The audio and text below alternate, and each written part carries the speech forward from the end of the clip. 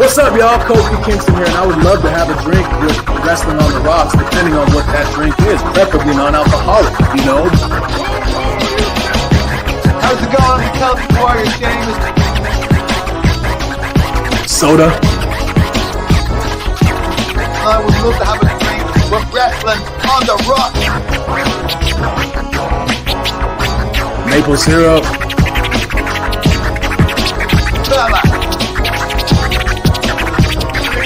I would never have a drink with Wrestling on the Rocks. Welcome to the dive bar of the IWC. Welcome to Wrestling on the Rocks. Yay! On my birthday! And now your host for Thursday Night Chaser, Miss Amanda Jade. Well, happy birthday, Marv. I didn't know I would have gotten you a gift. What's up with that? It is my birthday. You know, I could have gotten you something cool from my adventures this last weekend. But didn't know. Didn't tell a person. Didn't put it on the birthdays. That's lame. Anyways, hi guys. It's your favorite time. It's Thursday Night Chaser here in Wrestling on the Rocks. And yeah, we haven't seen you in a while. So now, oh yeah, God delivery. Now we're back and episode 1. So we are celebrating Marv's birthday. He already sounds like he's partaken already. Marv, what are you drinking on your birthday? Or not? It's okay. Anyways, well, so lots of things have happened, but let's talk about it with some friends of mine. So I got to welcome, first of all, we actually are doing ladies' night. So we have some interesting friends. So the lovely Winter's with us again. Hello. You're muted, but it's episode 1. It's okay. It's okay. It was a great introduction. I adored it. All right. And then, of course, we did allow a boy because, you know, we can't be like that. You know, we've got to be inclusive, you know. Hey, Digi. I identify as a wrestling fan. There you go. We'll take that. Matters. We will take that. So before we get onto all these fun things, and because we are celebrating the birth of Marv, let's play a familiar game of what's in your glass. So ladies first, because it's ladies' night. What's new? What are you drinking? Oh, that's sorry. Well, I mean, wine again. It's really lame. It's a box wine, and then That's okay. that's all it is. I don't have. It's literally nothing special. Um, just some box wine because it lasts forever. So, There you and I go. mostly It's cook in, with wine. it's in a pretty glass, though. Oh, speaking of Yeah, these see, glasses that's and where birthdays, I got distracted. Oh, we want to know. Producer lady wants to know. Franzia, White Zin. I don't think it's a Franzia, but it is a sweet red. It's just your typical sweet red. It's not like Moscato sweet, more on the normal sweet scale. But speaking of birthday and glasses, we got one of our friends these exact glasses for his birthday because he was like, "Oh, that's so cool," and I was like, "Give me your birthday present." See, that's a classic glass. I'm just going to say this now. I mean, the day I can find the Boone's Farm, which everybody, I'm still looking for Boone's Farm, and I will drink a bottle one night, but I haven't found it yet, you know? And it's got to be somewhere. Somewhere. They still sell it. I know they still do. They and sell still it make here. They do. Yeah, they You sell have it to here. ship me a bottle I was of, gonna just say that. Ship you one. Hey, I remember my favorite was one that was like tropical, so it kind of looked like it was white wine. It was better than I know what you're bottle. talking like. Yeah. Yeah, Yep. but they don't make that one anymore. But you know what? Strawberry Hill is fine because that still hits regardless. Mm. Yeah. So enough about my cheap childhood booze. Gigi, what's in your glass? It's a little bit of Irish coffee with some Jameson. Oh, it's not Woohoo! this right here. Yeah, it's good stuff. An orange. Yes. Mm-hmm. Tastes like an orange, but it's smooth like a whiskey. Nice. There was what was it? I saw the other day in the store. There was some popcorn that was like it was orange creamsicle flavored. I don't know how I feel Ooh. about that. Don't know. I don't like sweet popcorn. I don't even like caramel popcorn. Yeah, I don't know. It was interesting, but I'm like, I know. Now I'm popcorn. That just sounds a little fun. Now, hear me out. Marketing. We have Marv colored shaped cotton candy. Oh, really? Is it like lime? It Or could be is it lime just flavored. Oh, okay. Tequila flavor. I mean, no, excuse me, margarita flavored. I That would be my no, choice. that was not wrong. Tequila No, that flavored. would be my choice. It's like, is this margarita flavored? No. Well, why not? Duh. I know. I would just want straight up tequila flavor like that. Yeah, Just sounds exactly. interesting to me. Dip it in the tequila. Yeah, it's all good. It works. Who needs a salt rim? You can have the cotton candy sugar, like just go. Have some whatever salt on there. the stick on the inside. See, I love it when classy places have like rock candy on a stick and they put it as your little stirrer. I love that. Oh, Yeah. yes. It doesn't have to always be an alcohol, but if you give me like a coffee with that, it's all good. Mhm. Now I'm being boring right now because what I was going to drink this evening, I don't know what happened to it. It was kind of bitter, and it was really does not. Ugh. I'd be like every time. So I instead have opted for regular Coke, no ice. This will never be a sponsor, so I'm not going to go there. But remember, people, it's not what you drink, it's who you're drinking with. So, Marv, I should have had Marv do the birthday since it's his birthday. Well, But he's being low key. He's being very low key. I'm like, I don't know. It's kind of scary. But anyways, again, Marv, happy birthday. There's a lot of shit going on. So let me just go through birthdays real fast because that's what we do here. We did miss a lot of birthdays, but to be quite honest with you, there was no one we really care about. Or In the even last probably couple of weeks, man, I mean, yeah. Dear God, there's a reason I have the black roses behind me. Yeah, I mean, if we want to, give Mr. McMahon a happy birthday, I mean, we could, but whatever.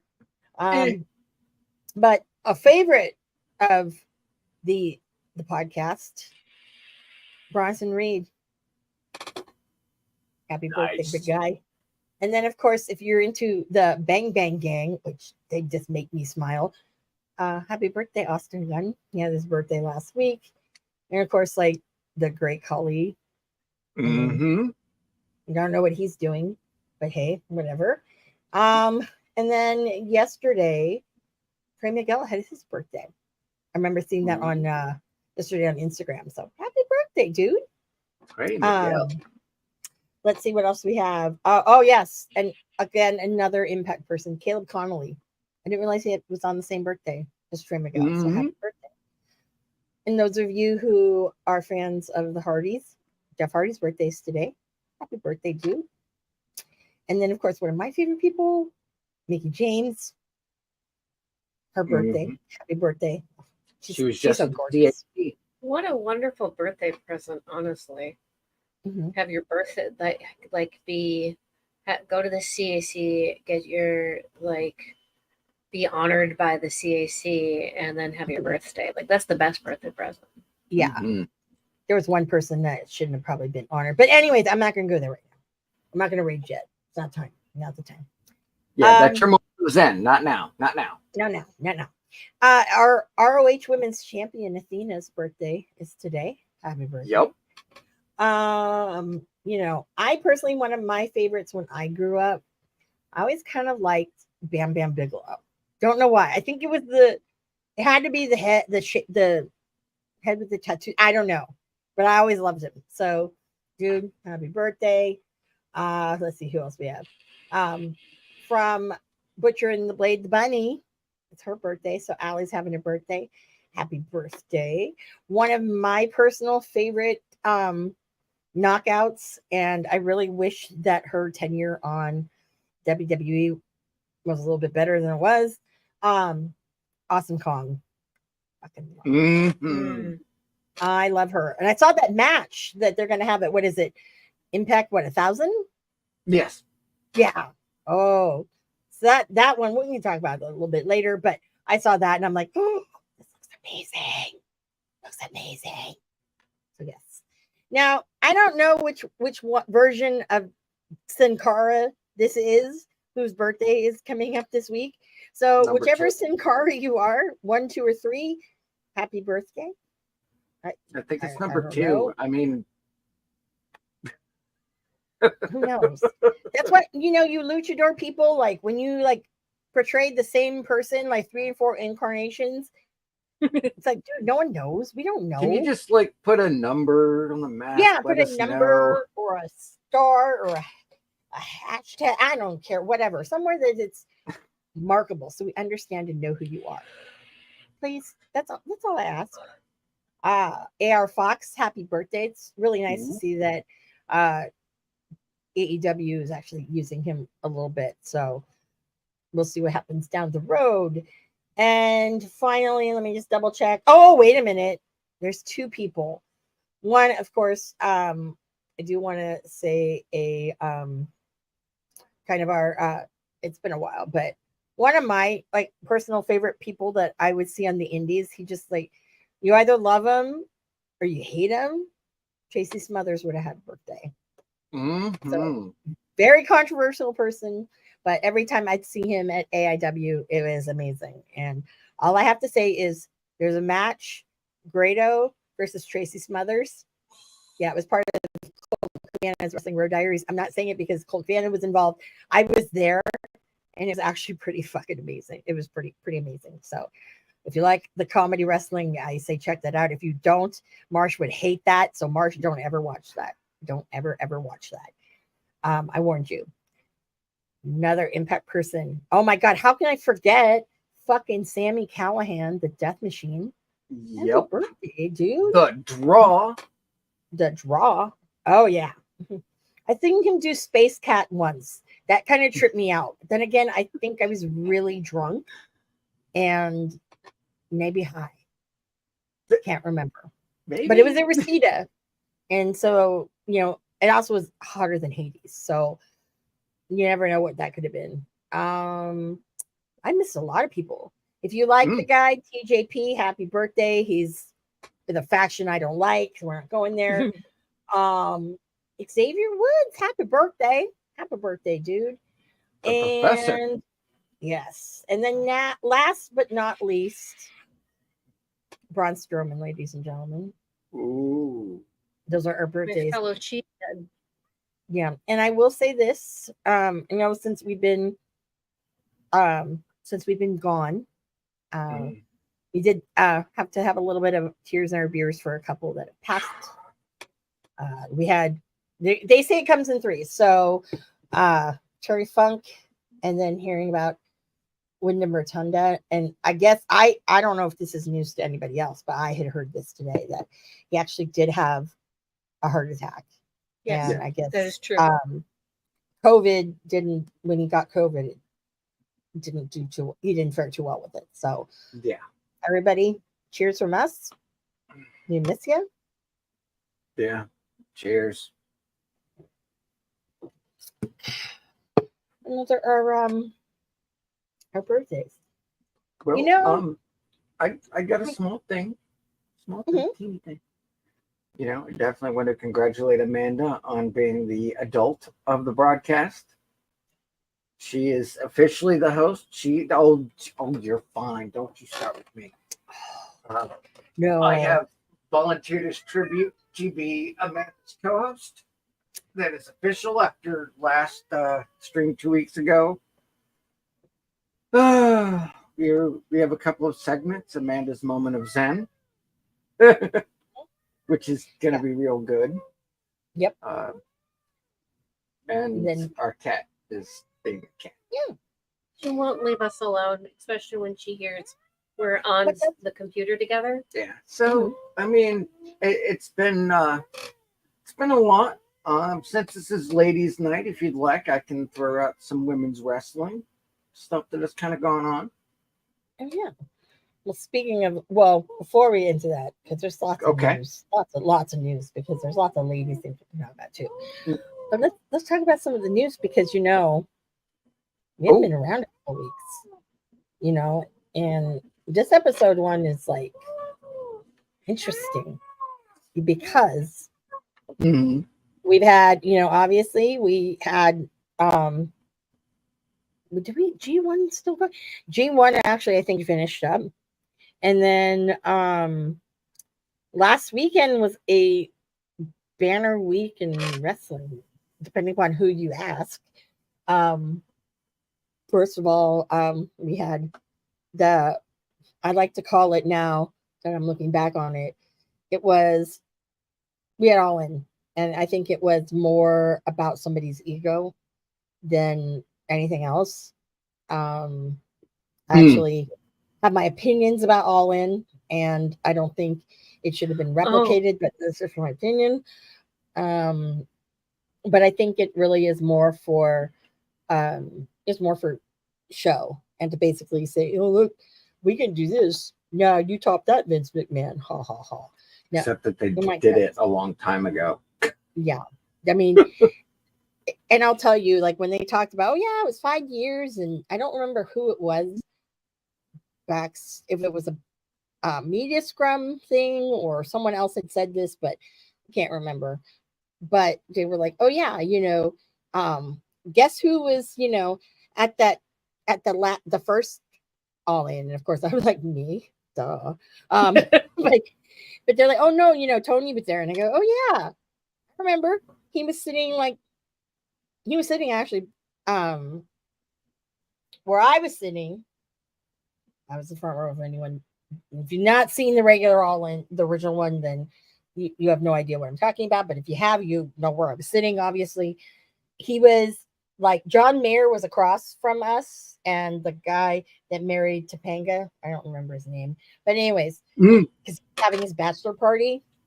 And then there was like some of I think the High Spots guys or some other like wrestling dudes.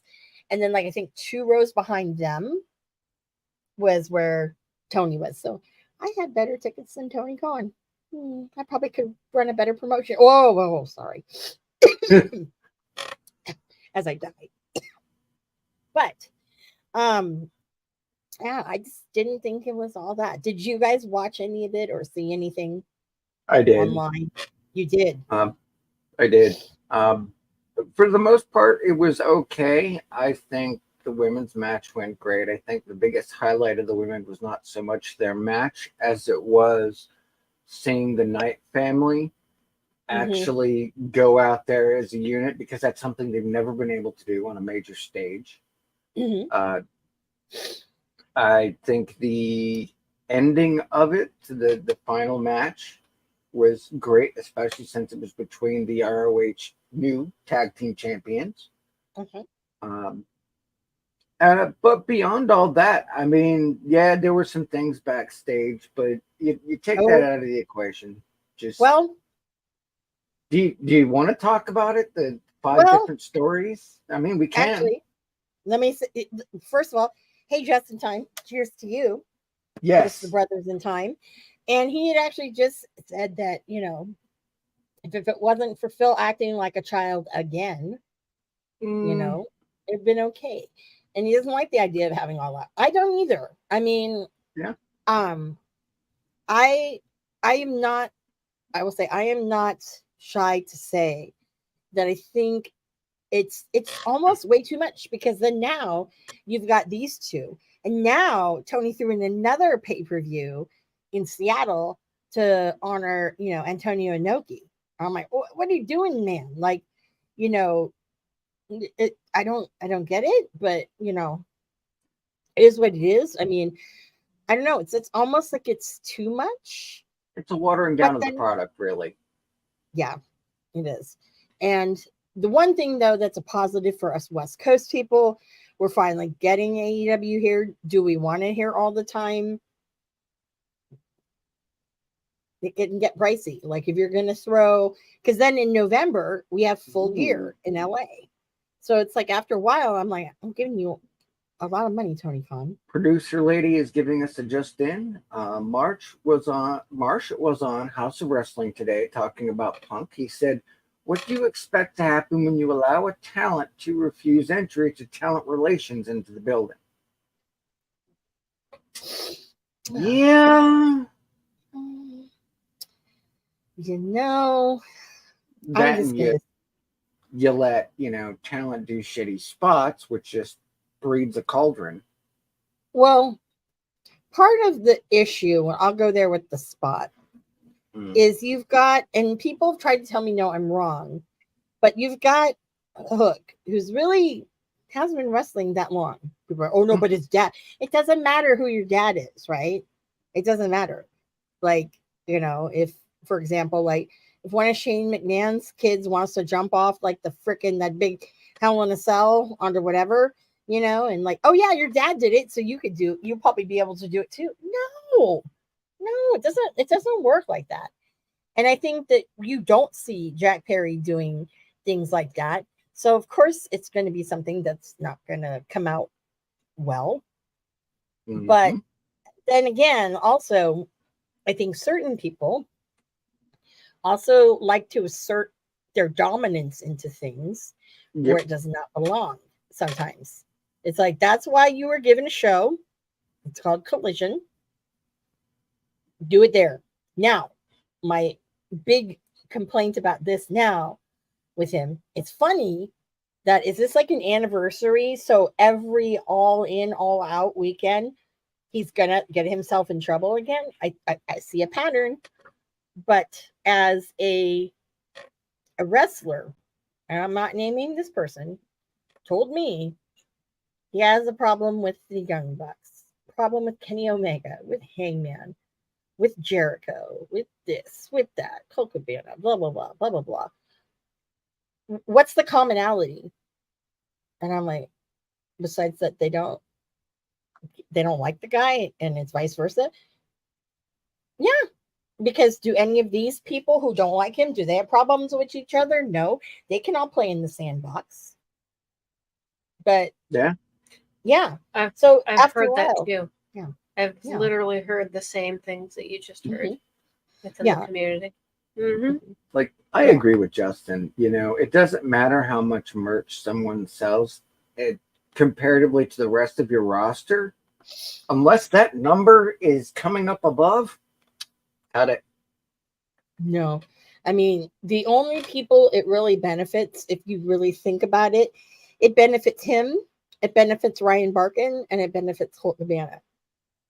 But that's just because, you know, the Colt Cabana tax on those That's shirts. fair. But yep. And I will say that I think that what's the unfortunate thing about this whole thing is, as much as he wants to say, you know, I'm here, I'm trying to help these young kids and whatever, you just fucked over Ricky Starks. You just fucked him over. And now what is he getting at all out? A fucking strap match with the fucking 60-year-old plus man. So he's doing a strap match with Ricky Steamboat. And I'm like, dude, you that's all on you, dude. You know, you now make this kid look like a joke. And this kid fucking wanted to fucking thought that you were gonna fucking help elevate his shit. But guess what? You kind of did, and then because you are a selfish asshole. Well, if you think about it, comparatively speaking, Ricky Steamboat is an elevation. Well, no, but comparatively, when somebody, well, I know, but when somebody said, "Oh yeah, you know, a bigger strap," we all knew what strap words he was talking about. Come on now. And he wasn't talking about some, you know, strap match, because come on, I don't think Ricky Starks is not gonna get hit by a butt. He's too much of a diva. Yeah, don't even spank the butt, because he's like, oh no, you can't bruise my ass. You know, can't bruise the peaches, but you know, I'm just saying. But I really just find it very unfortunate. And I know, yeah, it's ladies' night. What do you expect? Nothing. I'm being the what is it? The Hold on, I big gay need to older get brother. a hand gesture for a peach. I don't know. I don't know. I'm trying. No, I here. don't know. It's I don't know, not because really that's working. a kind of a harder-ish. Or But then just you do have this. I don't know. If you guys can come up with a peach, that would be awesome. I think that This needs is a to be. peach. There. There you go. Well, it looks like a clam, though. No, I mean, this is a clam. Okay. Yeah, this true. is the little leaves. Well, Oh, the little stem. Yeah, Oh, the okay. little stem, and here's the Peachy part. yeah. Okay. I'm going to peach part. address this. Ricky is mid card at best. The thing is there are so many people throughout the business that were called nothing but mid card who has gone on, you know, to become main eventers. You know, and dude, Yeah, but- this is ladies' night. They're the opinions. I'm just here to keep them on track. I don't really have an opinion when it comes to AEW. I stopped watching it after a while because it wasn't interesting. Yeah. Well, it got say. interesting, and now it's this drama, and I'm like, so it makes me go back to thinking, really, what was? This is going to sound very like Charlie Brown Christmas show. Like, does anyone really know what the true meaning of all in was supposed to be? And then, so here I'm going to play my best Linus and say, sure, Charlie Brown. So it was an idea of something that was the alternative, you know, because these are guys that on their own made a lot of money in like merchandise sales. They were the ones who were doing the whole YouTube, you know, their show being the Elite. I mean, these are guys that wanted to take something and build it on their own. And it was something that was all in. Mm-hmm. Now, I did ask somebody, because I found someone who did go to both that I know. And I said, tell me what the feeling was like when you went to the first All In. Tell me what the feeling was. They said it was like, you knew when you walked in that building or even came up in the parking lot, you knew that this is something different and this is something special. And I'm only one of, 10, 11,000 people that are ever going to experience this. And I said, yeah, so what happened with Wembley?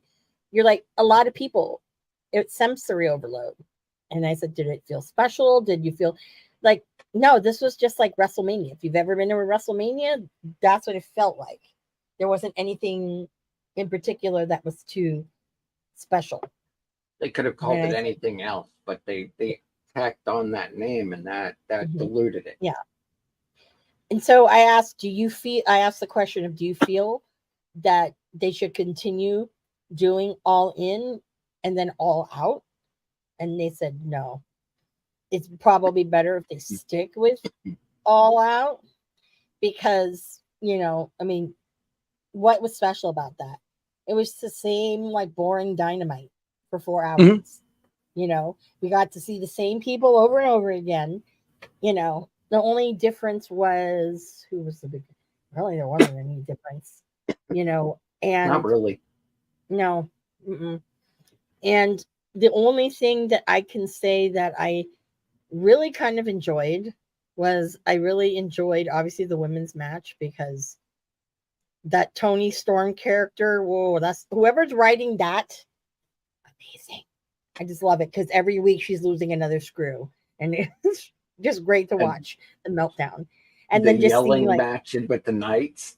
Mm-hmm. Oh yeah, that was great. That was great. And then not only just that too, with with Soraya's mom getting all excited and into it. I think that was a really cool moment to have. Was it predictable? Yeah. But then again, I like how she said in the media scrum, she's kind of glad that he didn't give it to her right away. Yeah. So that was kind of cool to know. Also kind of cool to know that Tony Khan is not very subtle with hints. So having Mercedes Moné featured heavily. Yeah, that I'm like, yeah, we know you signed her. Come on now. We're not dumb. We're not she dumb. ain't signed yet. She's still running out. She's not even medically right now. She's ring not anyway. But we know what it is. We know we're not dumb. We're not dumb. We don't have to be like Ocean Spray. Oh, my contract's up. Nobody wants you, motherfucker. Just shut up. If you have to bank on TV, I'm like, Jesus Christ. So like, this his promo. Oh my God, this is how long we haven't been on air. That fucking promo. Oh well, I've got a 4-year-old, and and his wife and whatever, and I'm like, well, why didn't you just do a GoFundMe like you did for your mom when she her car was like damaged and like totaled, and you were like, oh, can't help you, Mom. I just furnished my house in Japan, so let me do a GoFundMe for you. Fuck you. Fuck you, Ocean Spray. God, you're such a piece of shit. Oh, that felt good. I'm not gonna lie. I used to date a guy whose dad was a executive in Ocean Spray. So you're not wrong. I've always wanted us to do, because we have our parody, my sponsored not sponsored, that looks like the Sonic logo. I've always wanted to, I think, like, I want to do something kind of like with the logo ish, but something that I have to kind of, gotta be pointing like this. Yeah, or whatever. I don't know. Or put that stupid. That's what Sonic does, and he's going like this, and he's pointing, and he's like tapping his foot. He's all sassy. Yep. She has Zen. When she's raging, that's Zen. Yeah, that is Zen. I'm like, what is it? A Gretzko? That little character, little red panda. She's all hi, nice and sweet, and then the rage. Mm-hmm. Yes, that's both of them. I am not. I don't know. Yeah, I don't. Let me tell you, pair of red pandas. Like, yeah, I will say, I wanted to also point this out for everybody because I said this and people told me, Willis, and I swear to God, Willis, if you're listening, or when you listen later, if you're not live, I'm gonna tell you this: if I get one of those stupid freaking photos that you love to put in my Twitter of Ocean Spray, or you call me bruv, I swear on my father's grave, I'm gonna hunt you down and kill you. I just hate that. I just can't. Wow. I can't. There are lives that are going to be, taken, and it's going to be yours because it's just too much. Way too much. Way too much. And people wonder, who do you hate more, him or Phil? They're pretty equal. They're pretty equal. But it just depends on the day. Depends on the day.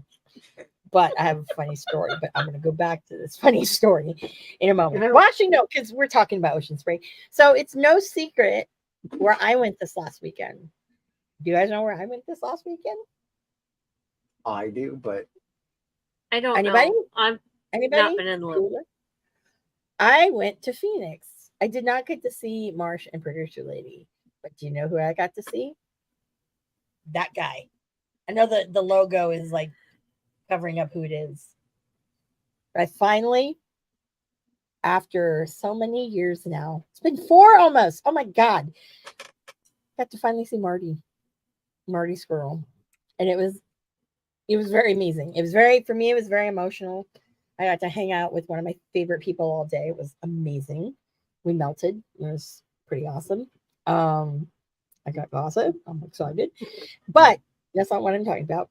The funniest moment of that time was we were talking, and I don't know how Ocean Spray came up.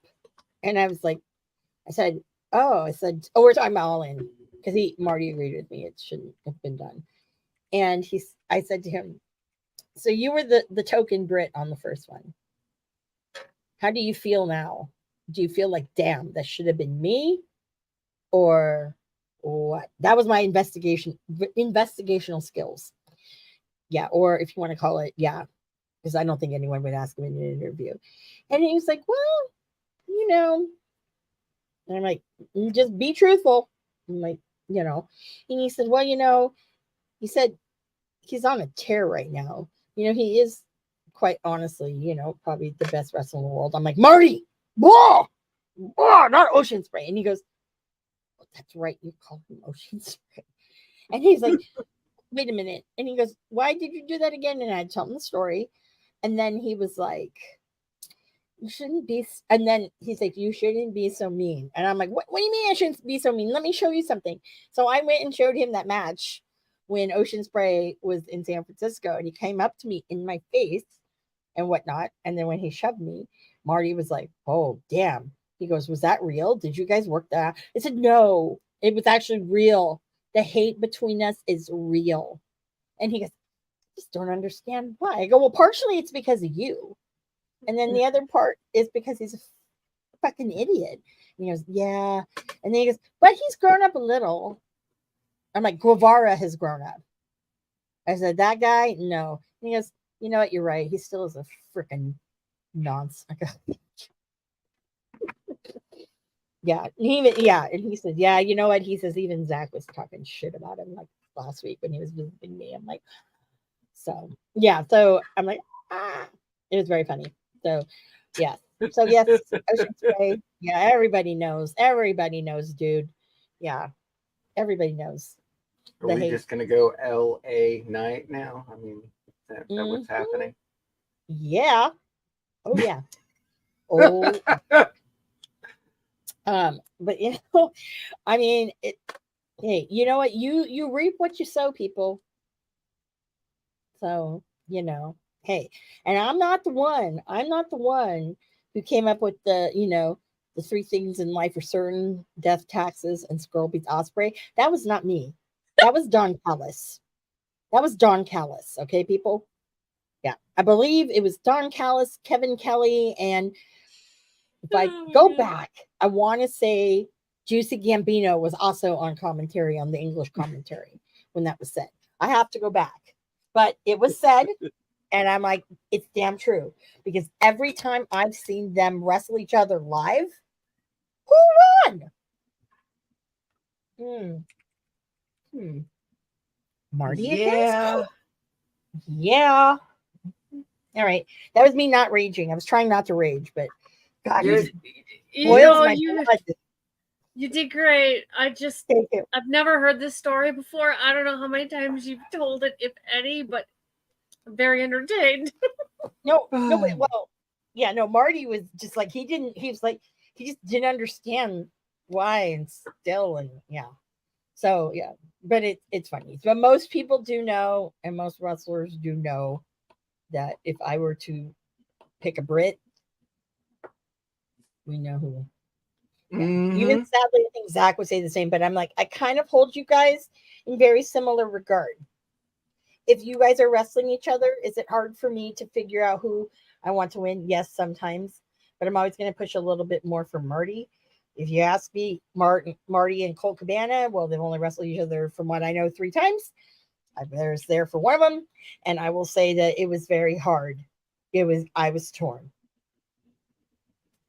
But anyways, Mhm. so yeah, so it's good to know that our friendly neighborhood villain is out there. He gave me a nice little gift, which I was like, no, I don't know. I have tons of shirts. You don't have to give me a shirt. So he took his old Villain Club shirt and made it a Villain One Enterprises shirt that has on the sleeve. It actually has the logo that was the old Villain Club one. So yeah. So I thought that was cool. I mean, he didn't have to do that. So thank you, Marty. Love you. Anyways, and actually, we actually might have him on an episode 1. That would be very cool. His people will talk to my people, and we'll make it happen. But anyways, yes, let's not jinx it, because episode one. No, it's not that. I asked, and he's like, "Oh yeah, we just have to coordinate when we can do it." So, but I'll be very excited. Yes, and I talked with him about his podcast, so it was really cool to see and stuff. And he was like, "Oh, he's like, Sam," and I was like, "I do." He's like, "Yeah, I introduced you. When I met your mom in Vegas." I go, "Oh, that's who Sam is." Then I remembered, but I was like, I don't know. I mean, I no idea. That's a common name. I don't know. It could have been what's his face? What's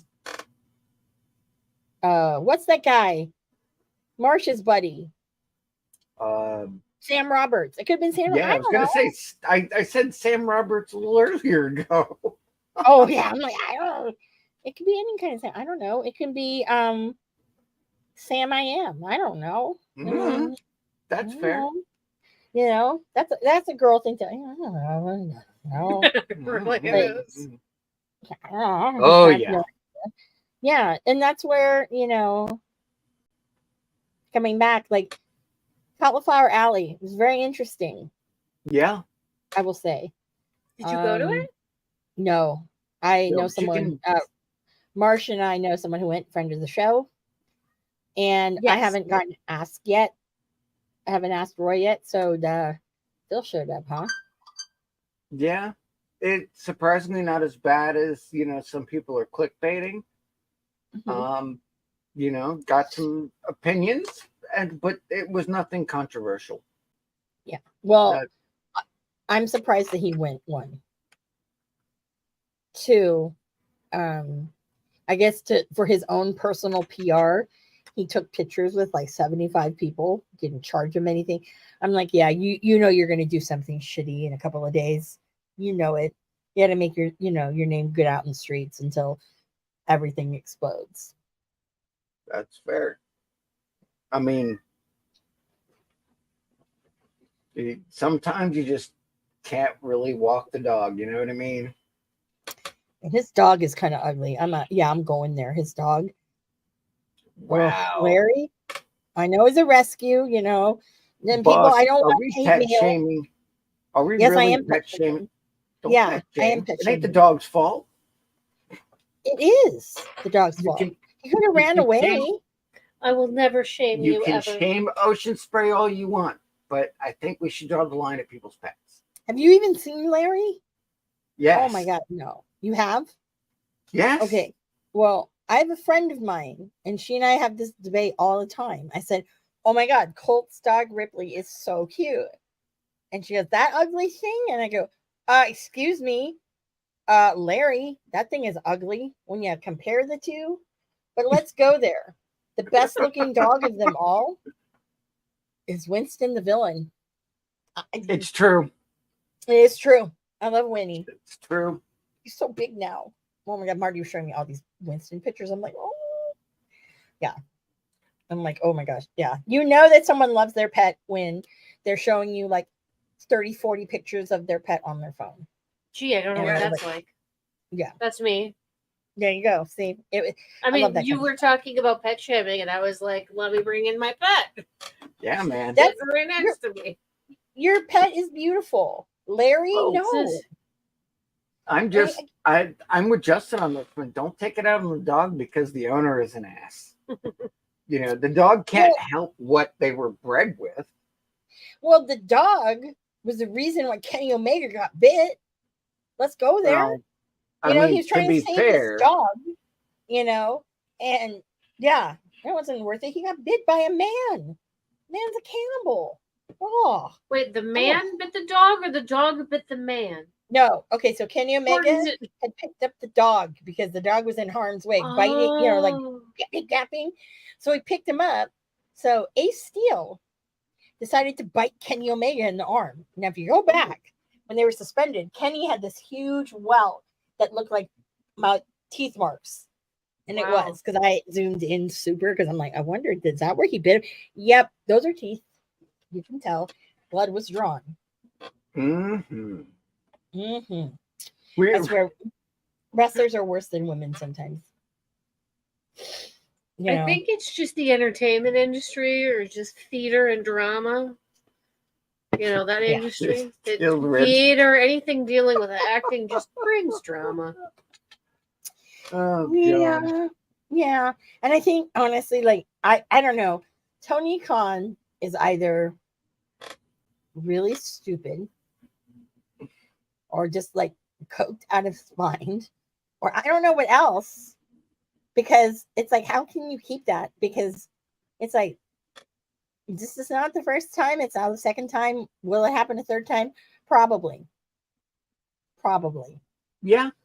But next time it might not be so nice.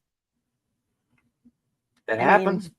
It happens. The only thing you can do is wait for the train wreck and just kind of go, huh. Mm-hmm. Neat. Yeah. If he really wants a stadium stampede, he should have Phil versus all the people who don't like his ass. Oh, yeah. That'd be real blood. Lumberjack match. Oh, yeah. Or whatever. I don't know. But if he if he really wants to, I think right now there's nothing that he can do to save that pay-per-view. There's nothing this weekend. You just basically took the biggest market you guys like basically, kiss their ass to. And because of certain people. And then now look what happened.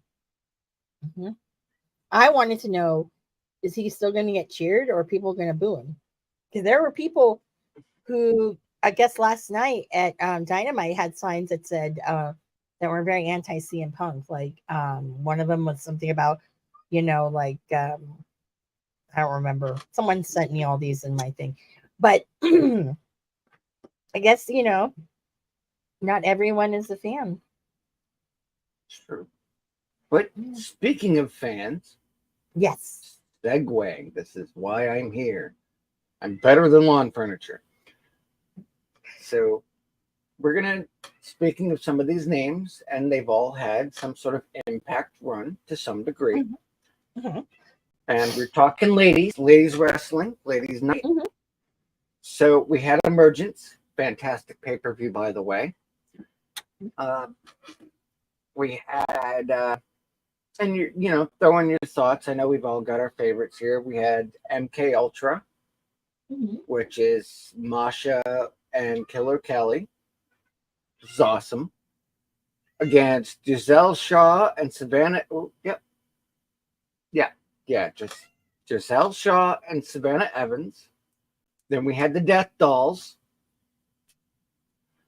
And we had Kylan King and Jody Threat. This was a 4-way title defense with tag teams. It was a lot. Like, those ladies put in the work. The MK Ultra team retained, which is only but so surprising. But the big hits off were that MK Ultra won and Jessica Havoc is amazing. That was pretty much the two big social media pops, which it's true. So that was kind of a big thing. Did you have any favorites out of that, ladies? Can I ask a question? What do you mean by Jessica Havoc won?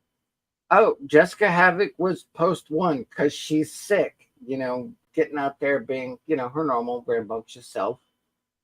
So it was an overall good performance? Overall great performance. MK Ultra, the team won,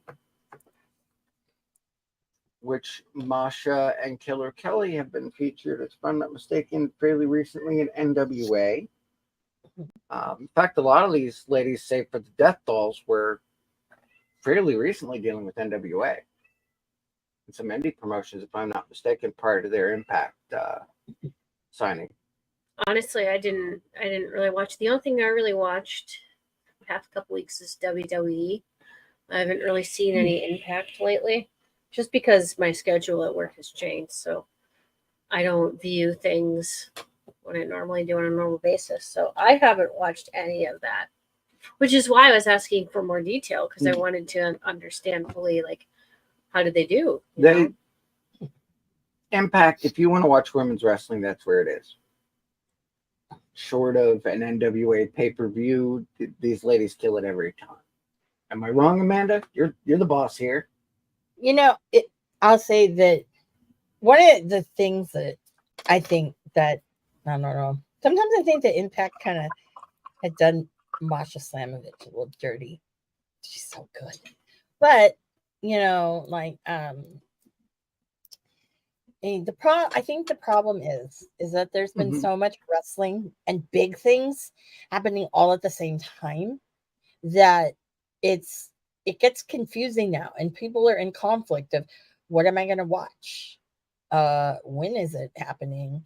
And all of that other stuff. Because isn't WWE pay-per-view this weekend? Yes. Along with, All Out and all that other crap. And it's like too much, I was just gonna say that it's too hard to keep up. I have trouble keeping up with one promotion, especially with WWE, to 2 shows a week. It's just and then throw in NXT, and then you're right, like, NXT, and so I never watch AEW because, well, it's just like I feel like I can get AEW on YouTube with just people replaying it. Hell, you can even go on Twitter. Yeah, Twitter will tell you everything. Yeah, YouTube. And that's all you need to know. It's sad, but it is what it is. Well, that's why we're the chasers, so we deal with generally not AEW, not WWE. Sometimes there's a topic or two, but that's why we deal with like the Impacts, the NWAs, the Ring of Honors, and things of that nature. Yeah. Because anybody can have a podcast about the WWE. Anybody can have a show about AEW, but not many people can deal with the rest of wrestling because there's a lot more than just those 2 companies. Yeah, like I pay more attention to the independent scene than I do anything else, and that's why I'm so quiet half the time with like AEW or Impact, because what I pay attention to is if I see this wrestler I've never seen before, I go, oh my gosh, they're really cool. I go look at them on YouTube. I go look at their independent scene to see what was recorded, how they've grown as a wrestler. To me, that's far more interesting than, hey, yeah, you made it. That's the pinnacle. You made it on TV. Good for you. My interest is, how did you get here? How did you evolve? That's just my jam. So that's how I roll. I've got that covered for you ladies. Well, I'm sorry. I guess I'm not needed. Well, I tell you, that's my jam too. And it's gotten to the point now that, a lot of these guys, I'm like, dude, this, you made it in whatever weird way. And some of them, they have their struggles. And then some of them, it's like, okay, dude, you can do no wrong. But now it's me with the indies is trying to struggle to find, okay, what gems are there next? And I will say this, I am so flippin' excited to see the main event tomorrow on Rampage because it's Hangman, not because it's Hangman, okay? But he is wrestling, I think, right now. And I said this before on episode 1, and I've been a big saying this for at least over a year and a half. Because I believe that's the first time I saw him. But the bounty hunter, Brian Keith, he's probably like my favorite right now. Non-signed wrestlers. Like he was a diamond in the rough when I saw him. And I was just like, holy shit. I mean, this guy is good. And you can tell he's one of these ones in the trenches, was, doing his thing because he loved it. I mean, I'm like, I don't know what ambitions he had or didn't have about, going further, but he's phenomenal. And I've seen him up against some pretty heavy hitters. And every time I'm just like so like amazed. And now he's getting that big time opportunity to do it on a bigger stage. So it'll be really kind of cool to see him and Hangman because they have very similar styles. So, which, I think will complement each other both well. I know people are just excited just because they see other people who are excited. And someone I know had said, all you guys who are saying that, oh, you can't wait to see Brian Keith and, Hangman Page. It's like, are you really going to watch Rampage or are you just saying it to be a popular kid? And I'm like, no, I'm really going to watch it because when I heard that, I was like, oh my God. And then the second thought was, fuck, Tony, don't sign him. Don't ruin people. You've already ruined too many people that I love. I can also say that with WWE as well. But I'm like, no, let him be his authentic self for a little while. And but this weekend too, there's also a lot of good GCW. I'm interested in seeing Effie's Big Gay Brunch, number 7, I believe. And that one's going to be really fantastic. I can't wait to see the one match that's Lufisto, Kid Bandit, and Dark Sheik. Okay. Mm-hmm. I know those. I know some of those names. That's why I'm like, oh. Well, yeah, no. That one for me is why I already get GCW. That's the best deal in wrestling. $5.99 a month. Are you kidding me? On Fight, and you get everything. Hell yeah. That's what I'm looking forward to seeing is that match in particular. I don't know what else is on the card. I could care less probably, but that's what I want to see is that one in particular. And so Effie is on that? Effie does a lot of GCW. I thought so. Yeah, I love that. I love him as a wrestler. He floors me every time I see him because he's so crisp with all of his moves. He's very, very good with his style. Yeah, let me see let's look at these because they actually had some good things. Like tomorrow night is, let me see here. Tomorrow night is there's some really, now this match, I just looked at the card because I did not know, but you've got I don't know, have you seen, any of you guys seen El Hijo del Vikingo? Yes. Producer really loves Vikingo. He's wrestling Nick Gage. Yes. Yeah, that's how I felt about him and that's how I felt about him and Zack Sabre Jr. I'm like, what? So this one will be very interesting. So I'm definitely gonna, like, for me, I'm gonna have to watch it. There's some that I'm like, but who is this? Well, we had there's some other good ones. Masha's wrestling with what is it? Is it Mia or Yamashita? That's gonna be really good. Oh, the two of them, holy shit. That's gonna be amazing. I mean, Manser versus Speedball. I mean, look at these kinds of things. Let's see. Who else is here on here? Those are the only ones I'm really like into, to be honest with you. Everything else. Janela's wrestling. His is okay. But yeah, everyone else, I'm like, Well, you were talking about GCW, and they just had a whole weekend, the 26th and the 27th, which you had, let's see here. Sorry. Whoo! You had some intergender wrestling, a lot of Joey Janela. You had Charlie Evans versus SDL, Steph DeLander, and Ali Hatch. Yeah, Ali Catchwords, the whole thing. Charlie Evans came out on top, which is really cool. Aisha versus Maki Ito. I don't care what anybody says. Maki Ito's a hell of a performer. She might be tiny, but that's fine. That's just what it is. But I have a problem with Maki Ito, and it's not Maki Ito herself. It's the male fans. Oh yeah, it's kind of gross, and I'm like, people. I've heard some really gross things when I've been there when she's wrestled, not once but a bunch of times, and I'm like, some of y'all little smelly people, y'all like to bash certain people, but then here you are like, oh, this person's a pedophile, but oh my god, Maki Ito. Well, I'm like, yeah, she looks like she's like what, 15? I know she's older, but yeah, no, it's like that's the same kind of principle there, buddy. Same kind of principle. Calm down, bro. Calm down. And it's gross. Some of the comments I hear, gross. That's I don't pay to just go to what happens, man. Yeah, I don't pay to go hear that.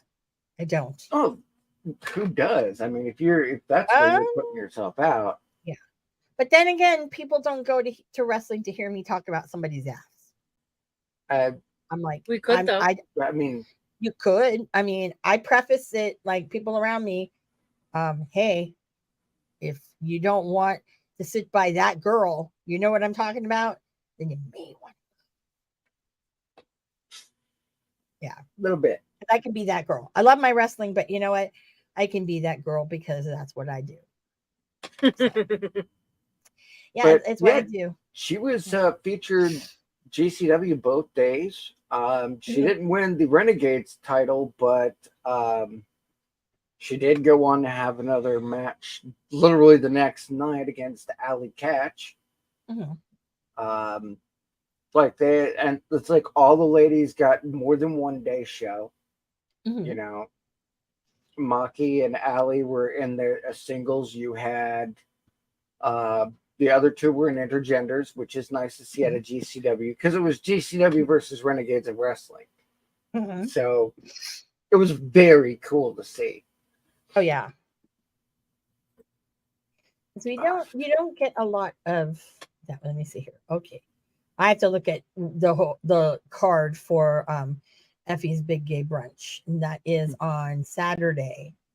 I haven't looked at the in card the afternoon, because obviously it's brunch, people. Don't get all upset. You're like, oh my god, I missed it. When was it on? Brunch time. Think about it, people. When brunch happens. Yeah, when do you think brunch happens? Come on now, people. Come on. This one was very interesting in the fact that who is Bussy Wrestling? I don't know, but you've got a lot of really awesome people on there. Steph DeLander, I'm loving what she's doing. Like Persia Parada, I'm like, what the fuck was that? You're better off where you are now, girlfriend, because I didn't know what the fuck that was. I'll always love seeing Pero.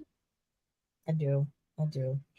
And it's going to be, a real awesome show. Another one I really enjoyed, and I had never seen him wrestle until I went to Big Gay Brunch this year, was Dylan McQueen. Yes. I'm very impressed. And now you're wondering why you didn't see him earlier. Exactly. Oh my God. I'm like, Jesus, like we're missing a lot of things in life. Like one of the things that I just found out today, speaking of some amazing things, is now I've seen him twice in my life, but they're doing a celebration of Cassandro. Okay. At Lucha Vavoom in LA. I think it's next month. Ooh. And Cassandro, which the pandemic killed one thing, a really amazing match. So for the first Effie's, I think it was for the first Effie's Big Gay Brunch, the main event was supposed to be Cassandro versus Ricky Starks. Yes. And that would have just been so amazing. and it was going to be at Tampa at that time, and it didn't happen. And that was like the one match that I was like, no. But then when they redid everything, Ricky couldn't do it, so it was Sunny Kiss. Yeah, that would have been not bad, a hell but of a still, match. it's like, man, this is But I will say that Cassandro, if you've never seen Cassandro, he is a gem. He is a complete gem. I love him. But yeah, so I mean, Effie's He's not probably quite a peach. not quite a peach, but he's a gem. But he is and a gems gem. sometimes are, and those are better than peaches sometimes, because peaches can be rotten. I'm just saying. I was just gonna say, it's like she stole the words out of my mouth. You guys are seeing the evolution of a grading scale. Yep. We are now? Yep. Okay. Yeah, they're like, it's the pits. Yeah, it's like It's the pits. Yeah, it's the pits. You're either a peach or you're a pit. Mm-hmm. Or what do they call the one in the avocado? Is that a pit too? I don't know. But all I know is the avocado is my worst enemy. I've got stitches because of an avocado, so I'm allergic. So yeah, I'm allergic. See, they're your enemy too. You don't like avocados. There you go. Yeah, I mean, still have a scar. I mean, I can have an avocado, but if I want to have I want to have hives, sure. Yeah, that's it's not not fun. like nuts. Yeah, it's not like nuts where that probably can kill me, but hey, it is what it is. My God, I don't know. I swear. So I really like WWE because I know Winter watched that this week. I did actually watch WWE. Mm-hmm. You watched, I think, what, Raw? Was it? Do we watch? I forgot what we watched. We watched the Miz. Yeah, it was. Oh yeah, the Miz came out. Yep. Oh yeah, that was okay. I know people don't like the Miz. What's your feeling on the Miz? I love the Miz. Mm-hmm. I've always loved the Miz. Why have you always loved the Miz? Because I love the snarky asshole. Because it's harder to play the snarky asshole that everybody wants to hate than to play the baby face. And I'm one of those people that love the heels because it's so much. You have to make people hate you. All the baby faces have to do is come in and punch the person that everybody doesn't like, but they have to make people hate them.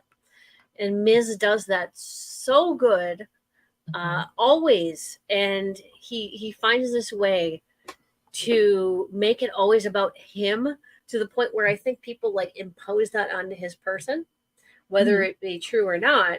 He's literally made it that way. And that's why I like the Miz so much, is because, he wants you to hate him. That's the entire point. Now you hate him and you're just falling into his trap. So that's why I love the Miz, because he's smart. I think it's great that, because I remember when I saw him in the real world, and then all of a sudden you have this kid who's like, oh, I want to be a pro wrestler. And I'm like, God, you also are very sheltered. You're, and just his interactions with people. And I'm like, oh no, this is not work. But he worked his ass off and got it. And I've always been just mad respect about it. Yes.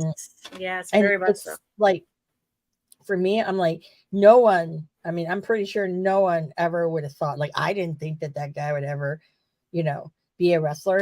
Hell, he, you see him on Road Rules, and was it Road Rules? You never thought to say those that challenges. Road Rules challenges. Yeah, he was on that, and he was talking about, I'm going to be a wrestler, and everybody's like, yeah, okay, dude, you're going to be a wrestler. And what's funny is he is the one, him, and I think his partner Coral are the two who've had the most wins ever on a challenge. Yeah. And they even had him host one once. And I thought that this is really great. And whatever he does is gold. Now I would love to see in the future MJF and him, because those are two people who definitely know how to get people to love them and hate them. But who it would be one match one fight between them, and you would, pick your side. Yeah. The next fight, you would be like, well, I've just switched. I'm sorry. That would be Yeah. what it would be. Probably. And I think that's what's incredible about it is because, yeah, if Tony Khan doesn't want to, as what Max says, doesn't want to, pay the guy, then, hell, that would be the most amazing thing to see because I don't think that there's any two people that are out there now or even in the past that generate so much heat like that and can just make everybody just like hate them, love them and hate them. Okay. Dom. You're right with Dom, but here's the thing. He is just starting out. Now he's making people hate him with his first gimmick, his first plot line. Can he keep that going on into a different plot line is the question, because it's easy to once you've got the hate because you screwed over your dad. Well, we're past that point. Right, but I don't think we're still past that. He needs a new storyline that is completely separate of the whole, everybody hates me because of my dad. You mean like the whole NXT thing where he screwed over, lied, cheat, and stole? I don't think that counts because it's okay. it doesn't have that much of an impact compared to his father and that's typical wrestle heel behavior. But eventually it's going to start to wane. And he can do his whole, I screwed over these people by cheating. But what's that next big thing where people go, oh, shit. He is an asshole. It just reaffirms it because that's what you need. You need a whole new plot line to get to that point again. No, I mean, we'll see. But I think he's practically raised by the business in 2-3 different companies. I think that's a non-issue. I certainly hope he can, and I'm rooting for him to do that, because I think he's got a high bar set. Shit. He's one of a very small few wrestlers at WWE right now who have been part of the WCW promotion on TV. He's one of the only wrestlers who Eddie Guerrero said, I'm your dad. Yeah. People. And he didn't need to have Judy Bagwell on a pole. Oh God. No, his story, I don't know where you go now. That's the problem with him. I think he should completely break apart the Judgment Day. It's kind of that would be how you go from one extreme to the other extreme. Because the extreme of I beat up my dad because I'm better than my dad. Now I'm going to go ahead and destroy my faction because I'm better than them. Like that's what you're looking for, because that's the kind of precedent they've set up for this character. Well, and I like how a lot of the Judgment Day stuff is no longer about just the whole Damian Priest, Finn Balor issue. Is now more so about Rhea having to be the leader de facto. Because they can't get along. Right, because they're being dicks, and she's like, well, you're either going to solve this or I'm going to make you solve this. And she did. And it is nice to see her being the strong, dominant character of the whole thing, even making Dom her bitch. I think that is amazing. I think that's needed for her character, though, because when she comes out to the ring, she's an opposing woman to even men. She's as tall as most men. And she's like China material without taking steroids. I think that's really what it is. Like, I think even China admitted she took steroids. And so she's this current day, like, equivalent to these young girls as China. Like, oh my gosh, that's a woman who's just as strong. So make her just as strong behind the scenes by showing everybody what an independent woman can do. Like, hey, I still got to rely on you guys, but at the same time, we need to make sure we're all together.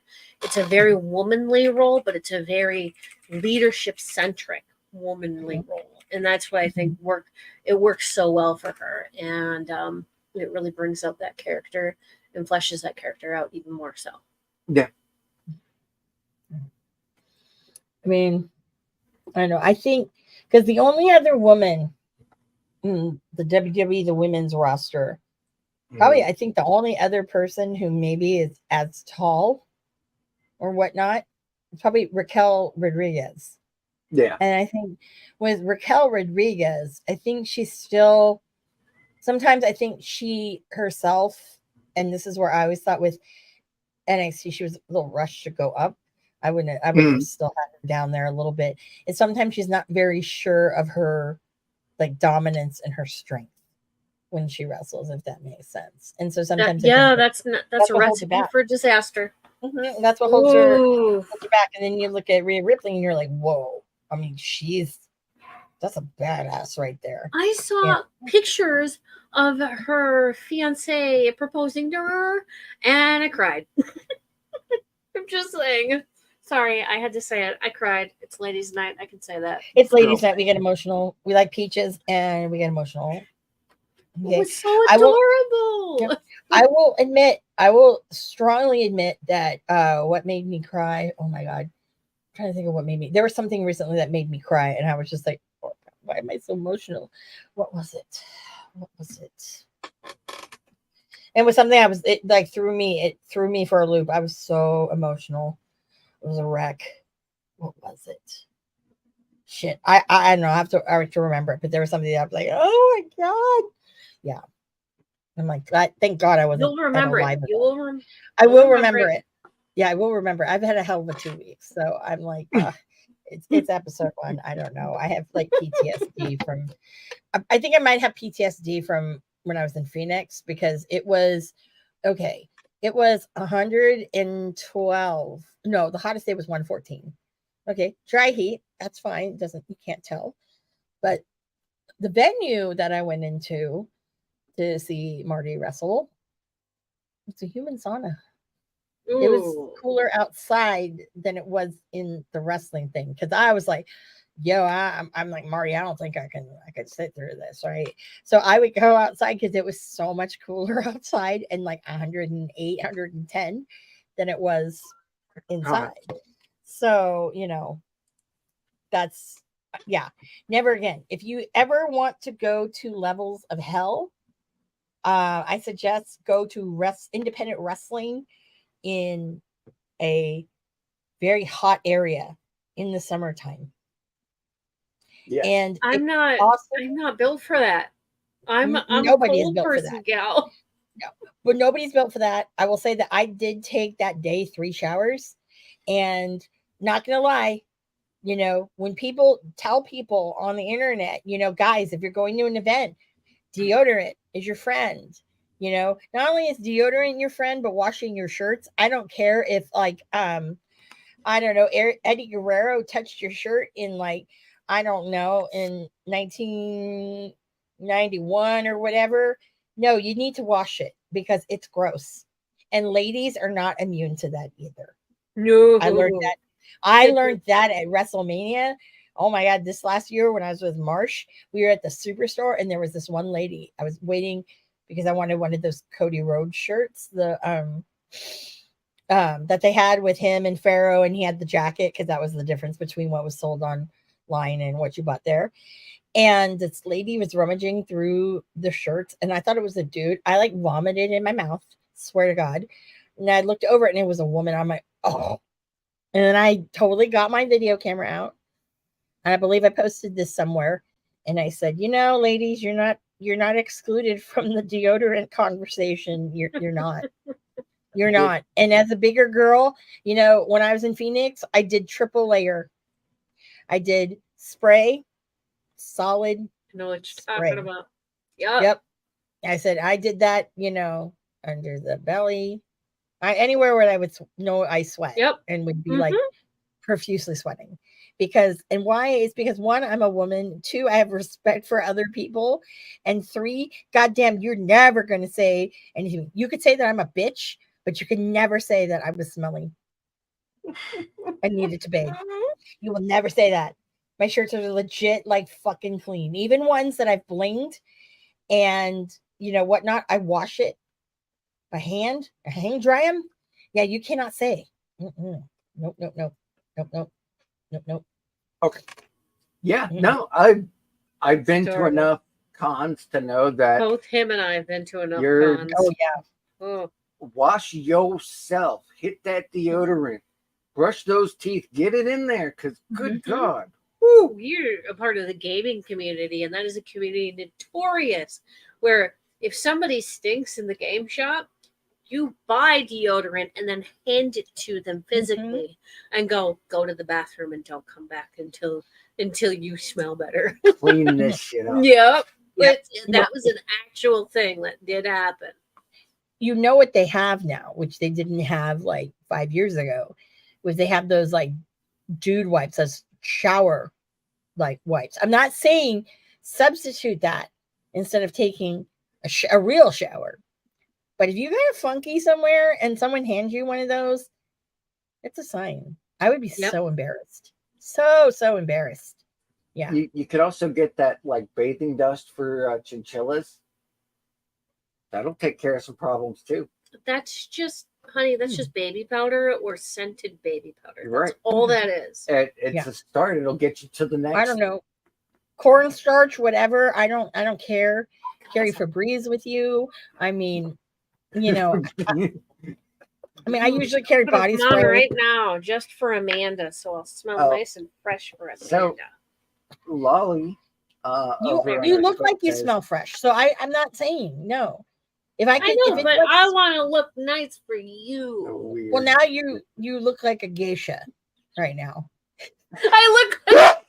Oh God! I look like I got into too much cocaine. Is what I look That like. too. Are you hanging out with Tony Khan and not telling me? Oh man! You're like, TK, Yeah. what are you doing? Yeah, I'm waiting for the day when he comes out during one of the pressers and he's got snow under his nose. I'm waiting for the day. It'll happen one day. So Oh we my got a gosh. lady in the chat that says, "Don't carry around that swamp ass with you." Oh, Oh, yeah. she's so great.